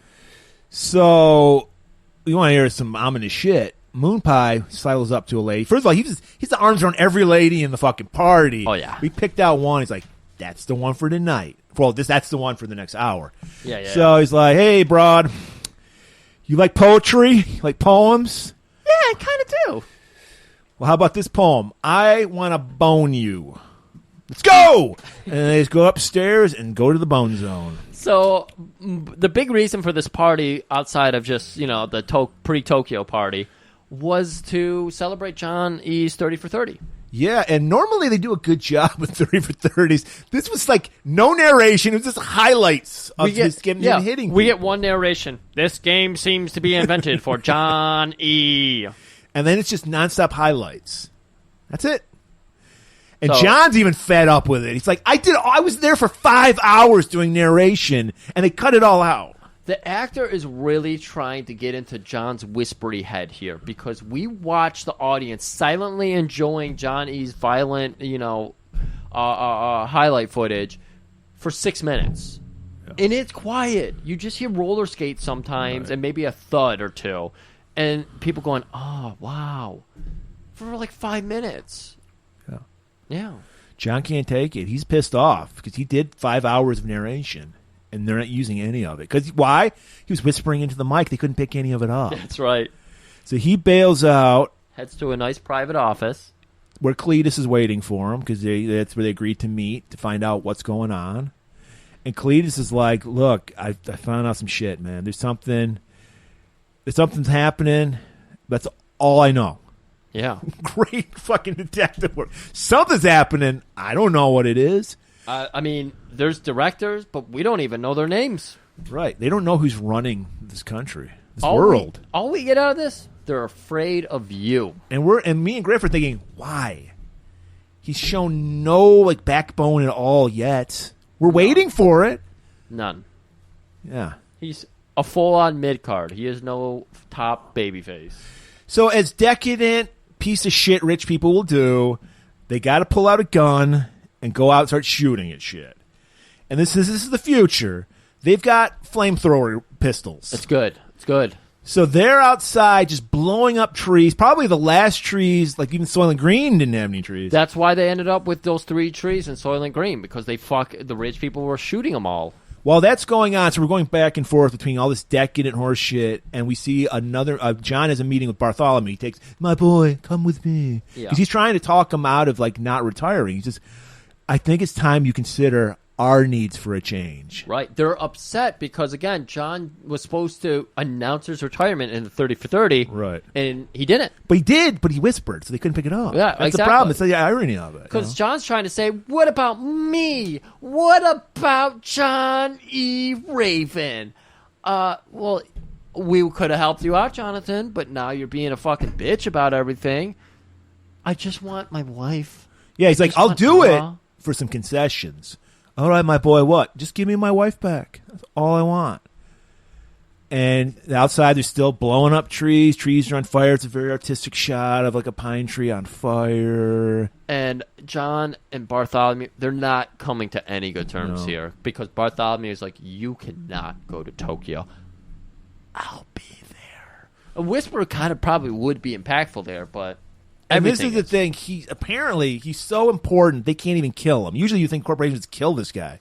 No, he's that powerful. Yeah, well, yeah. I mean, we see a little bit of why later, because Bartholomew's like, we're going to do this in the most obvious way. We don't want to make a martyr out of him. So we're going to do it in the most, simplistic, easy to digest way for the masses possible. That's why they're going to use the game to try to silence him. That's why the rule changes. Right. It's to get rid of Jonathan. Right. And he could just retire. I mean, he's signing his own death warrant. He really is. Next morning, John's checking his gear, getting ready for that big Tokyo match. Daphne's like, yeah, I've never been to Tokyo. She's coming out without her blue blockers on, and John just points to his eyes. She pops them back on. He's like, where do you think you're going? Well, I'm going with you. I'm your lounge. No. I'm trying out some of that Japanese furniture. Sorry, babe. Rickshaw. And she's just like, "What? I gotta go. Are you working for them?" He didn't get that anime. He was like, "Are you working for them? Yeah. Why are you always following me around?" It's like, "I gotta go." And then the pilot comes in with a chopper. He's like, "I'm ready to take you there." And he's so paranoid. He's like, "They're probably gonna fucking blow the chopper up." Yeah. Here's my gear. Take my gear. I'm flying on the private jet with my boys. That's right. I don't think you could take a fucking chopper to Japan anyway. But I don't know how you could, but the future. Yes. Solar powered chopper. That chopper is still in use today. Good for that that was a chopper. trivia for this movie. Anyways, we're arriving in Japan? We're arriving in Nippon, as they call it. Yeah. We're arriving in Japan, and of course... Why don't we... I never understood that. Like, why do we call it Japan if they don't even call it Japan? Like, why don't we call the name they want to be called? I agree with that. Makes That's no kind of sense. weird. Yeah. Why is it Japan? Did they call it one time Japan? They trying to decide I'm going to change it to Nippon? I don't know. Nippon, nip off. So yeah, they're in Japan, right? Yep. Of course, the boys had a long jet ride together, and they're boys. So you know what? It was probably the helicopter ride from hell right here. There's a lot of helicoptering going on, Or the... It was from hell. I'm glad you saved me there. Yeah. And as soon as they jump off the plane, media scrum just all over them. Hey, man, how do you think you're going to beat the line? Y'all 3 feet tall. I don't fucking give a shit. I'll step over you. Yeah, exactly. Moon Pie is doing this thing where he's pointing out how tall he is to the reporter. Y'all this tall. John, wearing his customary hat, customarily hands it off to somebody in the crowd. That's his thing, apparently. Johnny, how do you think you're going to win? Well, guys, I got to tell you, I've taken bigger shits than y'all people, and we're just going to go ahead and roll all over you today. They are from Houston. Oh, yeah. You got to give it a little southern twang.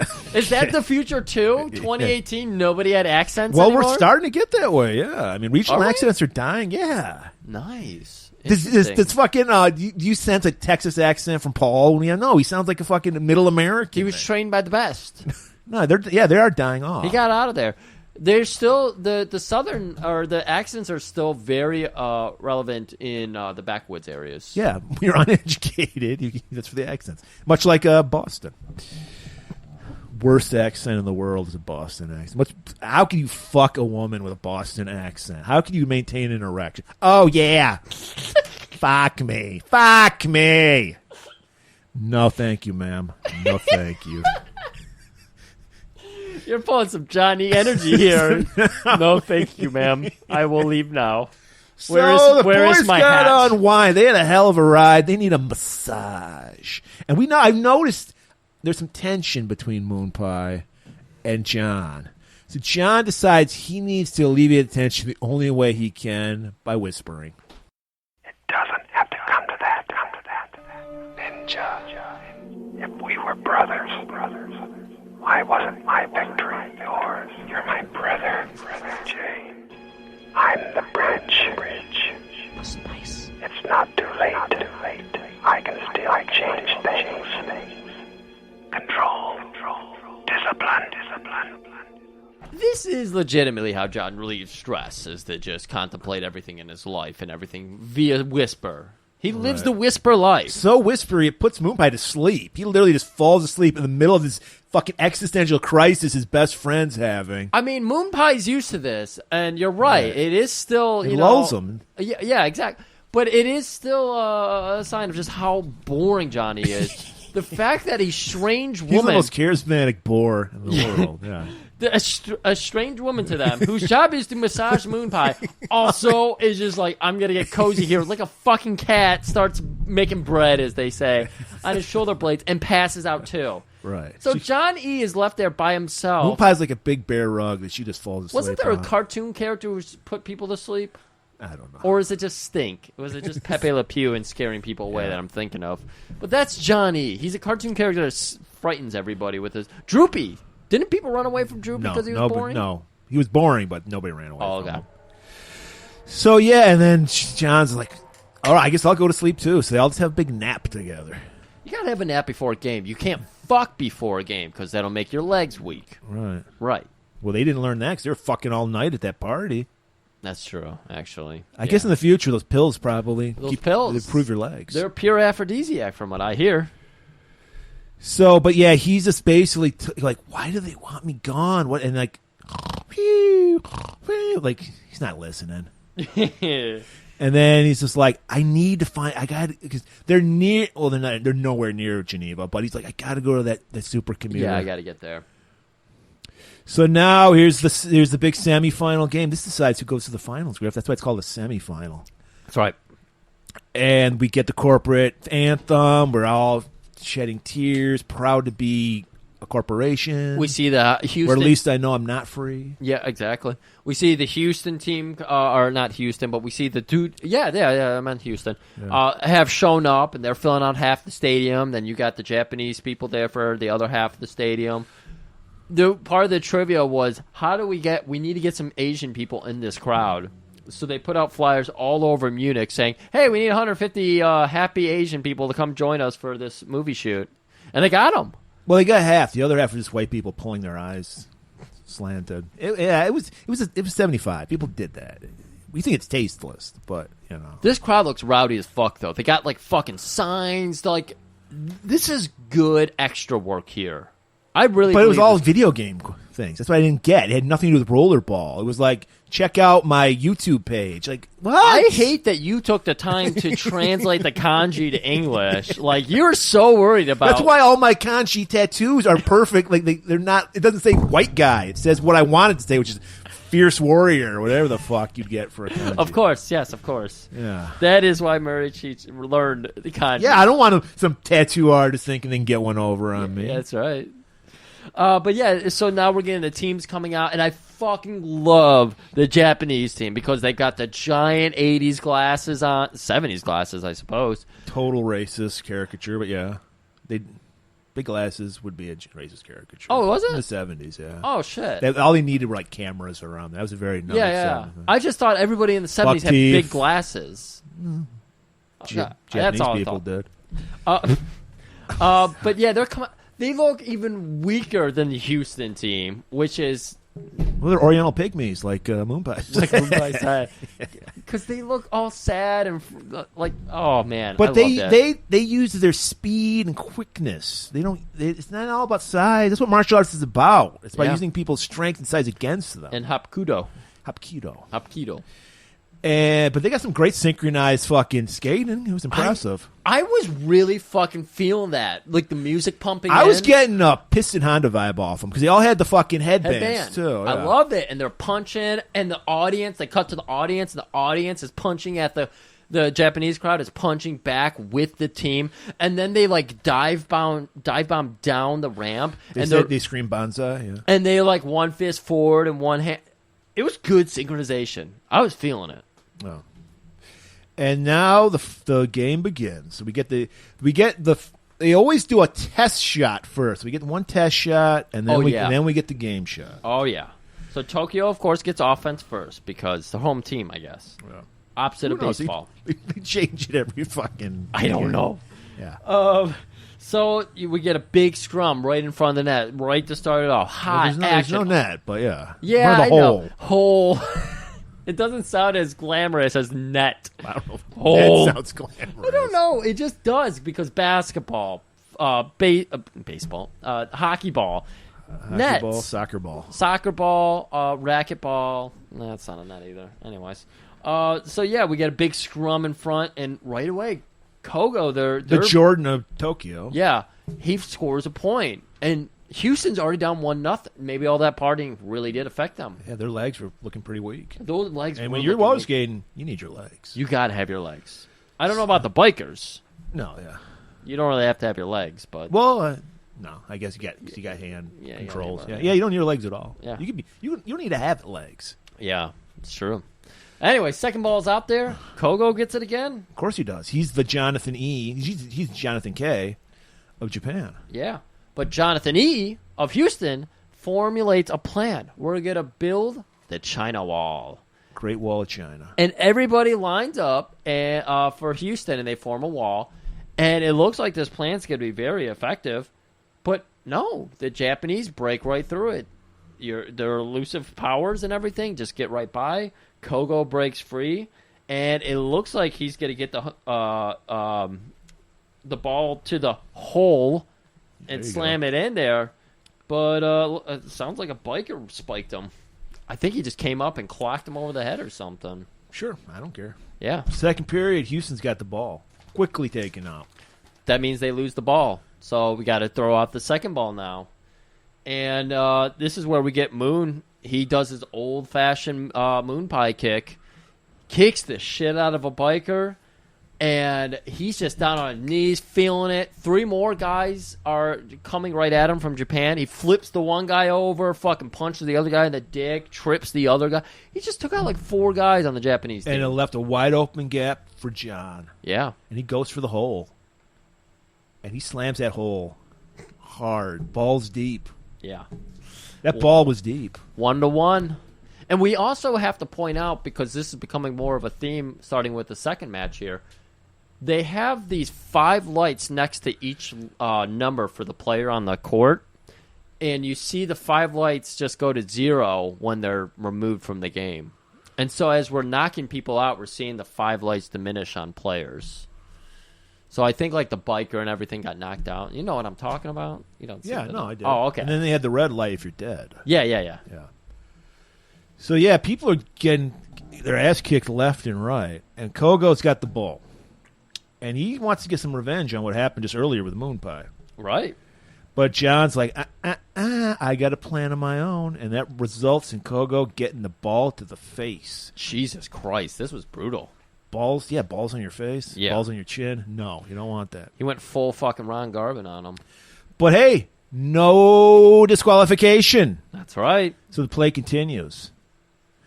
But no one's out to score. It's just a melee. They're fighting nonstop. Yeah. I mean, John gets slashed on his arm by one of those spiked gloves. He's got to go out. Yeah. And this is where we see he's getting patched up and everything. Coaches are freaking out about all the action going on. And then John looks up to see what Moon Pie's doing. And he sees that he's slowly just gliding towards some action or something. He's just kind of going with the flow. And we see these 3 Tokyo players sitting up on the boards and like, yeah, let's get him. And so they come down hard. And the one guy because Moonpie's brain, John, isn't on the field, so now he's vulnerable. So the one guy taps him on his left shoulder and then dodges to the right. And then the other guy jumps on him. And then they kick out his legs. And it looks like Moon Pie might put up a little bit of fight. But no, these guys start stomping him, skate stomping him. Well, they grab him by the hair and just punch him in the back of the head with that spiked glove. Yeah, so 2 of the guys get him up on his knees, and they're holding one arm apiece. And then the last guy gets him by the back of the hair and then punches him in the back of the head. It takes him out. He's out cold. We look up to the scoreboard, and we see the lights just diminish on him. John sees that, and he's worried. This is his best fucking friend. They haul him off on a stretcher, take him there. He's fucked up. His eyes are open, but nobody's home. He's just staring off into space.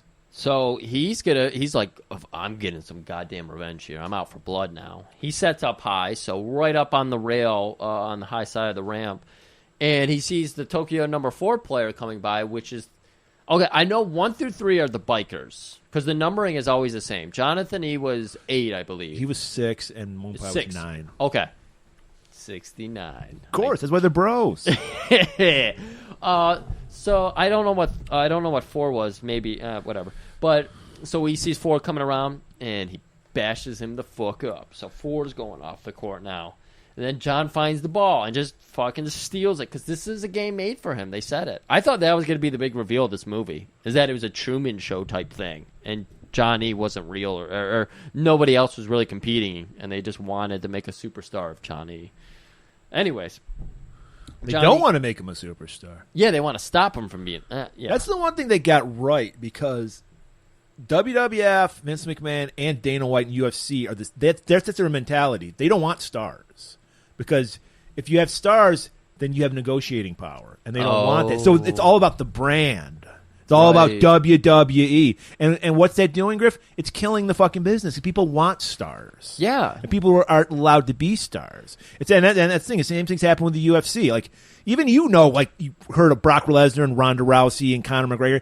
Nope. They're all nobodies now. Nobody knows anybody, because that's the way they like it. They want you to think UFC, not the fighters. But having that name is what brought you to it. Like, Hulk Hogan is a name that brought you to wrestling. I didn't say it made sense. I'm saying that's what they want. Yeah. Because they don't want negotiating power. Oh, no, I'm not arguing with you. I'm arguing with the So idea that of makes it. perfect sense about what the corporation's doing. They don't want that either. Well, they don't want it for negotiating power. They just don't want him to have any power. Right. Influence. These are like college football fans. They just show up for the team.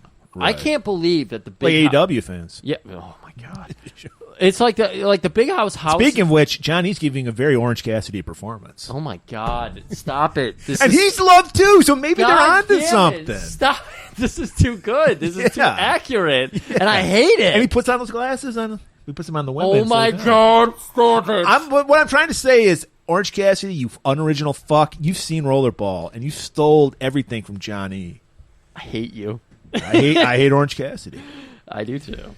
Anyways, Johnny gets the ball, and he slams it home for yet another point.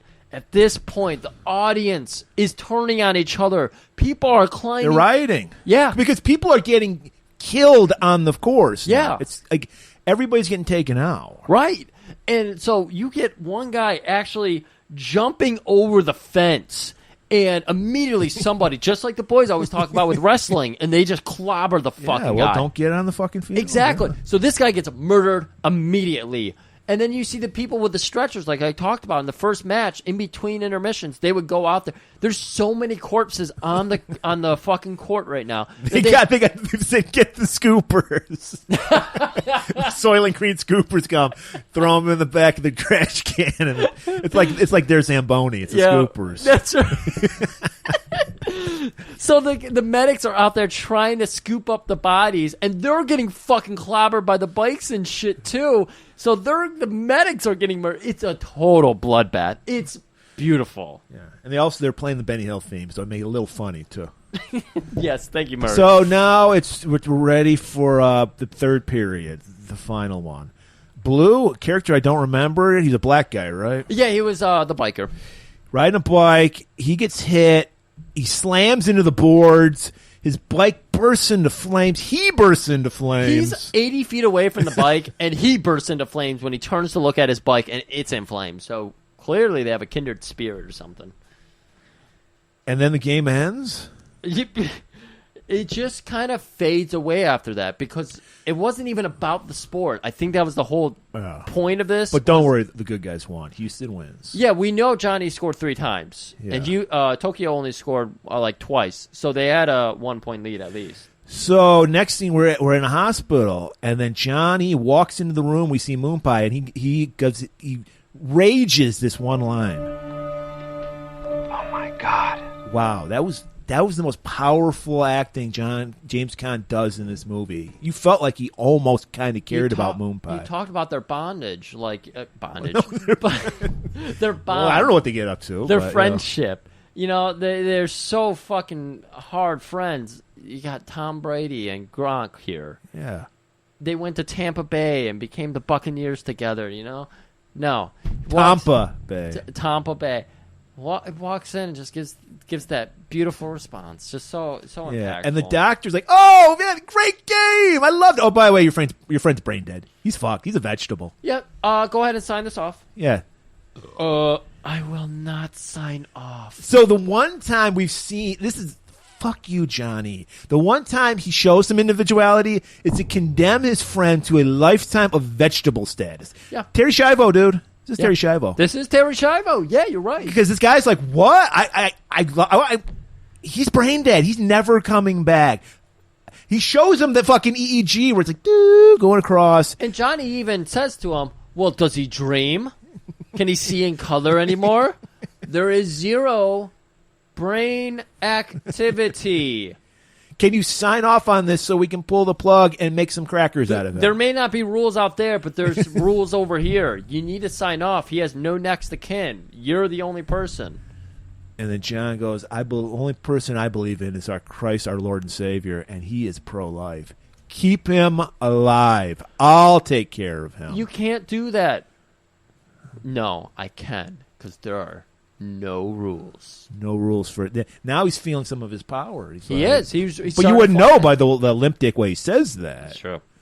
So, yeah, poor old Moon Pie, brain dead as he is, he's gurneyed out to the chopper. Put on there. I guess they're going to take him home. He's put into, was that Spock's coffin? That glass yes, case? He's going to Genesis. Yeah. To be reborn. Yep. And Cletus comes up to him because Johnny's like, I got to go to Geneva. I got to find out what's going on. And Cletus is like, you're not going to like the answers you find, even if you do find any answers. Okay. And so we're going to be cutting to for a few scenes here now. Bartholomew back in his office, and he's communicating to the other executives. This is where we see he's got them all up on their individual TVs, and these must have been the other 6. Yes, it was. Yep. And there was a black man, a white woman. It was beautiful. Yeah. A cornucopia of shitheads. Yeah. And no mansplaining happening here? No manspreading. No manspreading. Well, we don't know. We just saw their chest up. They could be manspreading all over the place. That's right. But in the future, it's called people spreading. We've gone beyond this. It's true. And he's like, he says this speech. I'm like, what, is there scenes cut from this movie? Because he's like, John is too powerful. We have to get rid of him. We can't kill him. He'll become a martyr, but he must lose. Do we all agree upon that? And then apparently they can't speak because they just push a button. It goes, affirmative. Like, it spells it out on their TV screens. Affirmative. And then they agree. They got to take Johnny out on the court. So then we're going to go over to John, who's arriving in Geneva. He's planning to visit that supercomputer. Nicknamed Zero. Yep. And he's immediately greeted by a very gleeful scientist. Yeah, Ralph Richardson. I remember him from, he's either the Crypt Keeper in Tales from the Crypt, the 70s movie, or Vault of Horror. I don't remember. I think it's Tales from the Crypt. But he's like another Shakespearean actor. So he's going on about the 13th precinct or something. I was really confused by this scene. This whole fucking scene is It didn't help that they're whispering, so I can't tell what's going on. Yes. And I did love the 70s fucking punch card shit. Like, this is supposed to be fucking 2018. I was really happy about that. I was really happy It to was see that. like Star Trek level computer. Yeah. A lot of like lights and shit flashing. So John's got a couple questions, he wants to find out about. He wants to know if the executives even come here anymore, because this is supposed to be the only place with books, because these are the people who supposedly transcribe every book into the computer system that flows across the world. Right. So Zero is like an AI. Yeah. And we learn that Zero basically decides what is worth learning and what isn't worth learning, to the point where he erases the entire 13th century. Yeah. It's like, nothing to see here. And then the scientist guy's like, there was some cool shit going on in the 13th century. I know. Right. So but who am I? I'm just a fucking guy who pushes buttons. So the scientist is supposed to be like kind of a buffer to the audience and explaining like the computer is super intelligent to the point where that it's not intelligent. Yeah. This is the whole thing. The trivia piece on the computer here was incredible, because it likened it to Hitchhiker's Guide to the Galaxy, the supercomputer that they built, and the ultimate answer was 42. Right. Because when you ask a computer a question and it's got all this knowledge, the whole idea was the genius of everything. They stretched the question into such ambiguous fields that it no longer becomes a question you ask. Well, yeah, because the questions you ask, like existential questions, there's nuance to them. Yes. And a computer doesn't know nuance. It just gives you the answer. Yeah. So, it's kind of a dumb computer in a way. It could be a dumb computer, but then again, it became too smart to the point where it couldn't give a clear answer. Right. I mean, a computer program is dumb. It relates information input to information output, and that's it. But this computer is pretty much a sentient being itself. So, of course, it's going to have a mind of its own. It's super fucking intelligent. It's like that Watson computer. That thing's going to fucking rule us all one day. It beat Ken Jennings. It did beat Ken Jennings, but I feel like the next time it gets back on there, it's going to beat everybody. It's only going to get smarter. Except for that chick with a badass scorpion tattoo. Oh, yeah. Mateo? I think her name was Mateo. Mateo. So he's like, well, I want to ask him a question. So he takes him in like the mainframe room or whatever, which is just some bubbling water. It's like the Supreme Intelligence from Marvel Comics. It's water cooling. It's a supercomputer. It needs water cooling. Oh, I love how cryptocurrency needs a waterfall to fucking apparently cool it. This supercomputer just needs a fucking fish tank. It's the future, 2018. And it's bubbling and brewing, and he's just like, I want to ask the computer, who are making the decisions? Who are the executives? Who are making the decisions? Negative. And then the computer starts fucking flipping out and shit. It starts rattling off all this fucking bullshit jargon. Right. It starts yelling about corporations are genius. Geniuses are legal. Legality is money. Legalize weed. I mean, it was just like 420, bro. 69. That's why it was a bong, dude. That's why it was so fucked up. It found weed and it became stupid, but it thinks it's smart because it's high. Is Matt Pike all that dumb after all? No. I bet if we go listen to sleep, again, we'll be like, wow, this actually is the answer to the universe. I'll just go 42. I'll just go 42. And he's like, dear boy, you have to leave. You've upset the computer. Yeah, the Hush, bud. The scientist, by the way, is calling, cutting an attitude on the computer. He's telling, give him a straight fucking answer. He's kicking the computer even. Right. And so, he's no Fonzie, so it didn't work. So again, the first time I was watching that, I'm like, what is this sci-fi world coming to? What am I supposed to get out of this? We get nothing. Yeah. And the second time I watched it, I appreciated it more because we're watching this pitiful man with his pitiful little voice who's losing the only thing that gave him meaning in life, who's just being handed a woman, handed a life, and handed hats that he hands out to people. Yes. That's all he is. He actually, in this scene, leaves a hat in that room. He does. This time he's going to carry it with him. And the guy, I guess he heard of Jonathan E. and how coveted the hats are. He takes the hat from him and puts it aside. Yeah. Very strange. Yeah. But yeah, so I was like, I guess it's kind of an interesting thought that John E. finds zero meaning. When he finds like the ultimate being that could give him an answer, he still gets nothing. It's kind of interesting. Which is life. We don't know. We're never going to know the meaning of life. Yeah. Because there is no meaning. Yeah. Negative. John returns home, and there's somebody waiting for him because they want to appease him. They want, to lull him into a false sense of security. So who's waiting? Ella, the dream. Ella. Played by Maud Adams, who is the only woman to play a Bond good girl and a Bond bad girl. Interesting. She was Octopussy, Griff. Yeah. Can you imagine how much fog a woman with 8 pussies could fucking produce? Oh my God. There's no way. Nobody. And that explains why John is so enamored with her. She's got 8 pussies. Can we go ask the Octomom? Nah. No, okay. So, yeah, she's there because she's there to try to talk him into fucking retiring. Right. And John is such a limp dick, again. He can't just come right up with the answers. He's got to give her the formalities. What does your new guy do? Is he bigger than me? Is he better than me? He better not be better than me. He better not be Is better. he? Does he do the thing I do? With the tongue, Yeah. Beach. I call it the beach move. The swirl?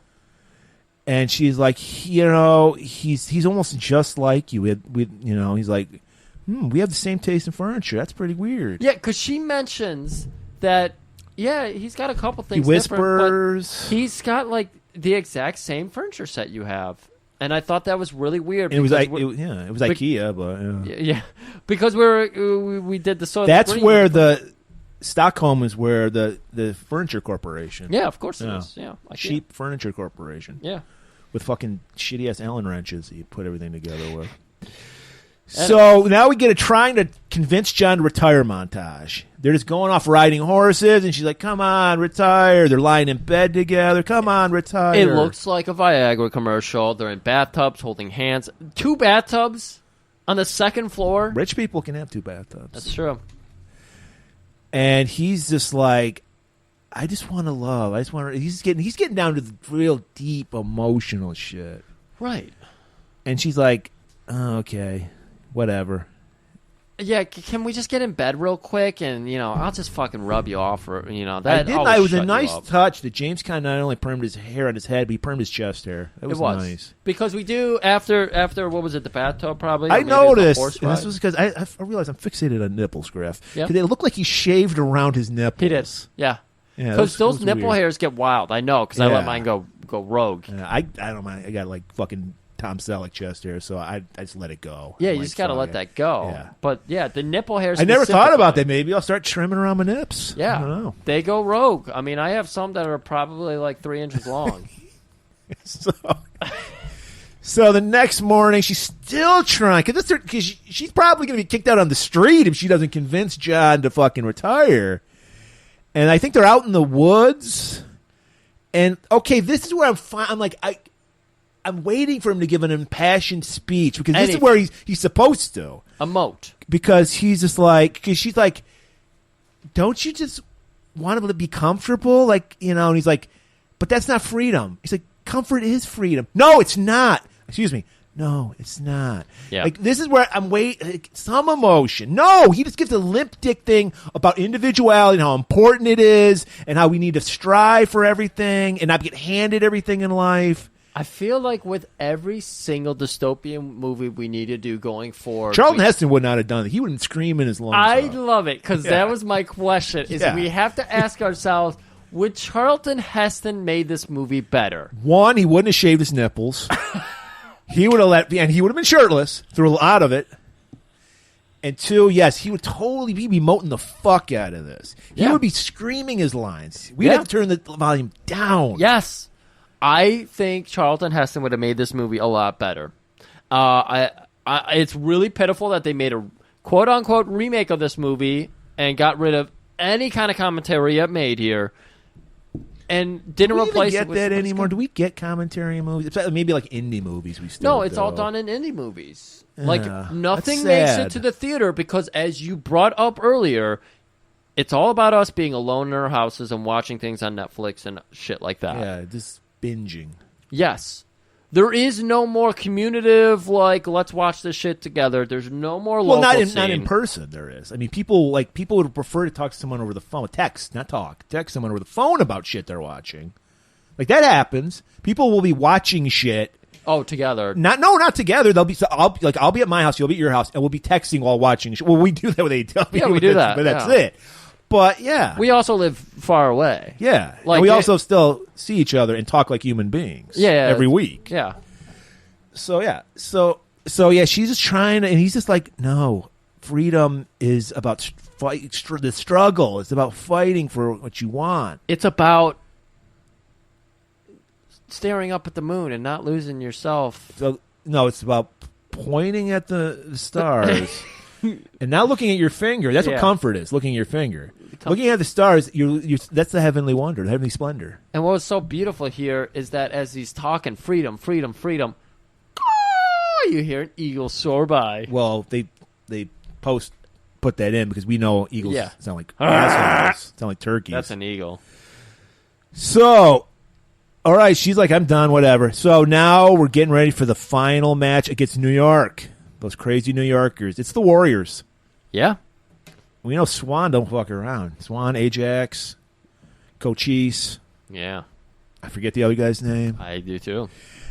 And guess what? They changed the rules again, Griff. What are these new rules, Murray? This is what this made no sense to me. No substitutions, okay. No time limit. Well, how do you end is there like a certain points you have to get to? Like first to 7 wins? This is the game that I used to love for Sega Genesis. I think it came out on Super Nintendo as well, called Mutant League Hockey. And the one way I liked to win that game was by knocking out the other team completely. So, Murray, there's the answer to your question. All right. This is the death sentence. Or is it lazy booking? It's lazy booking, people. And apparently John gets one last word with Ella before he fucks off. Are you my big reward if I win? Yeah, he sees through it. She's just hopeless. If I quit, excuse me. The fog just dissipates. And it's fitting because they're out in like a foggy forest, and you see the fog and he's just like, I see clearly now. Oh yeah, no, it's incredible how they set this up. It was supposed to be, you're my big reward if I quit. Jonathan fucks off to his hallway. That's apparently his favorite TV room to watch in. I don't get it. Well, there was the mirror, and he does like his perm, so he's staring at his perm. And he's got an afro pick. He's picking, yeah. And he's got that tape of Ella, one of the 4,000 tapes of Ella he has. And Ella walks into the room and just looking at him, sees that he's watching the tapes again because he probably watched it when she was still living with him. That's why she was like, "Yeah, I'm willing to go." This fucking creep. I live with him, and he's watching tapes of me while I'm in the room. So he fucking deletes the tape, and just like that affirmative, it says delete. Did it? I thought it said erase. Yeah, it might have. Yeah, it did say erase. Okay, Murray, thank you. Well, you're doing a Matt Hardy promo. Yeah, I did. Yeah, that's true. And he just looks over at I just wanted you on my side. So the big game arrives. Before the game, he's got to visit his old moon pie buddy. Poor moon pie, just in a room. He's in a fucking broom closet. They just put him away. It's like fucking Johnny, Get Your Gun, Metallica 1. It's just that fucking guy. It's got a fucking ceiling window though. That's good shit. That's so future. You can see the sun. Yeah. Or the sun can just burn his fucking eyes out. I was going to say, out. so he can get a sunburn. He's got to have a sweet tan. Even if you're a vegetable, you should have a sweet tan. So poor Moon Pie is just consigned to being in a broom closet. Hold my breath as I wish for death is what he's thinking. Oh, please, God, wake me. And John's like, I'll probably die before you. Like, just to rub it in. Isn't that awful? He's like, yeah, I'll be dead soon, enjoying the afterlife. Well, you'll be here just But boiling. Here's one thing they did. I thought it was kind of gross. I think this is what they were trying to do. As he walks out, the machine does a little blip. Like he is coming back or some shit like that. I think that's what they were trying to say. Okay. And give John an out, Okay. Because what he does is fucking cruel is what he's doing. It is. I mean, we talked about it last week. It's very cruel. Right. All right. Here's the big game with New York. Yep. We got John suiting up quietly. He's not with his boys. He's always with his boys. He loves telling, hey, man, your ass looking great today. You're dangling so well. He loves doing that. He loves getting his... That's why he's Johnny. Right. I mean, of course, I'm saying it with a little too much excitement. Enthusiasm. Enthusiasm. Hey, your butt's looking... That makes it really creepy. When you whisper, hey, your butt's looking... That's not football, baseball, where you're touching butts anyways, Your ganglion's looking great. Oh, my God. That takes on a new meaning when you whisper it. Yeah. So he just silently goes off to the court. We hear, John is dead. Because, they're New Yorkers. They're scum. They're the worst crowd after Philadelphia. That's right. And John is dead. We're getting both. We're getting Jonathan and John is dead. Yeah. Because, of course, the one thing they do is they always book 50-50. Yeah, 50-50 booking. Always the best 50-50. kind of booking. That's right. So they do a Thunderdome. They go, y'all know the rules. There are no rules. Let the game begin. And we see the fucking ejector for the ball, smoke cloud. It even shoots out smoke. It's the finals. It's got to go with pizzazz, razzmatazz. Yep. So New York gets the ball first, and they charge right in. You got the Houston guys lined up, forming a wall around the net. New York can't score. Next ball's out, but John's already busy, murdering people. He realizes what this game means. He's not going to fuck around with scoring points here. He realizes this game is a fucking death sentence. And it's going back and forth. It's 50-50 booking, guys. So as they're taking people out, Houston players are getting taken out. Yeah. And we got the crowd taking each other out. So everybody is just in a fucking frenzy. John takes another guy out from the New York team, so New York's down maybe 2 or 3 by my count, and John is slow to get up. He got his elbow fucked up or something. Right. And we see, from his POV, we see a motorcycle coming, ready to run over his head, but just in time, he pops up. Does he, take the bike out? His own bike helps him out. Okay. One of his own bikers comes around, forms a wall around him, helps him up, and, in fact, New York, after they thought they were going to get a kill on John E. there, ends up losing one of their own guys. But they make it up by taking out one of the Houston boys on the rail. They smash him on the rail. Yep. Even medics are getting taken out. It's Yeah. how brutal this is. Again, just like the second match, the medics and we are coming see in. the scoreboard with the red light. These people are dying. Ding, ding, ding. Yeah. Oh, yeah, the big fucking flashing red light. Like, this guy's not coming back. And with the coach, New York coach, goes to Houston coach. This is a game. What the fuck? This was never meant to be a game. That's the Houston coach yelling back at him, taking him by the fucking collar, just telling him this is not a game. Anyways. So eventually it gets down to 2 New Yorkers and John. That's it. A biker. There's literally fire because a motorcycle blew up. There's fire on the course. It's looking fucked up. So Johnny sees that it's just him and 2 other guys on the opposing team. There's a biker. I don't think there's been a score at all in this game, has there? No, there has not been a score. Okay. After like the first attempt, they stopped attempting and they just started fucking hammering each other. And everybody was loving it until now. So here's the other thing that you really notice on the second watch through is that the crowd, when they're actually playing the game, fervor. Everybody's yelling. Everybody's into it. But then it just becomes a violent spectacle, and they stop, and it just gets quieter and quieter. At this moment, there's not a noise. You hear fire crackling. That's the noise you hear. And skates on the ring. So the 2 guys start sizing each other up, and there's the guy on the bike for New York, and there's the other skater. So the skater actually has to jump through fire to try to get to Johnny, who has positioned himself right in front of Bartholomew. Right. Bartholomew is right in the front row. So we're waiting for him to just fucking break down the thing and kill Bartholomew. Something like that. No, because the New York guy gets up to him. And he just, in the most subdued, nonchalant way, breaks this guy's neck on the boards in front of Bartholomew. Yeah. And then it gets to the point where it's just him and the biker. Yeah. John grabs the ball because it's just like floating around. Right. And biker's like, fuck, I gotta win this shit. I guess I gotta win. So the biker's like coming at him. Jonathan clotheslines him off the bike. He's standing above him with the ball in his hand, ready to smash his face in with the ball. We did get a demonstration when he was training the new recruits for Houston. Like, he dropped the ball. This fucking thing is heavy as shit. It'll take your arm off, supposedly. So we know it's heavy as shit, and you're thinking that Johnny's going to just smash this guy. But no, his humanity returns, and he gets up, slowly goes up to the hole, and throws it in. Slam dunk. I guess we don't know what happens, because then he just does a slow, and everyone's like, Jonathan. He does a slow spin around the track. And then it just ends. Yep. So we don't know what happens because, I mean, I guess the belief is that's somehow going to inspire people to rise up, but I don't see how it could. I think with this movie, how everything was so bleak, he went for answers, got nothing. He had one comfort in life taken away.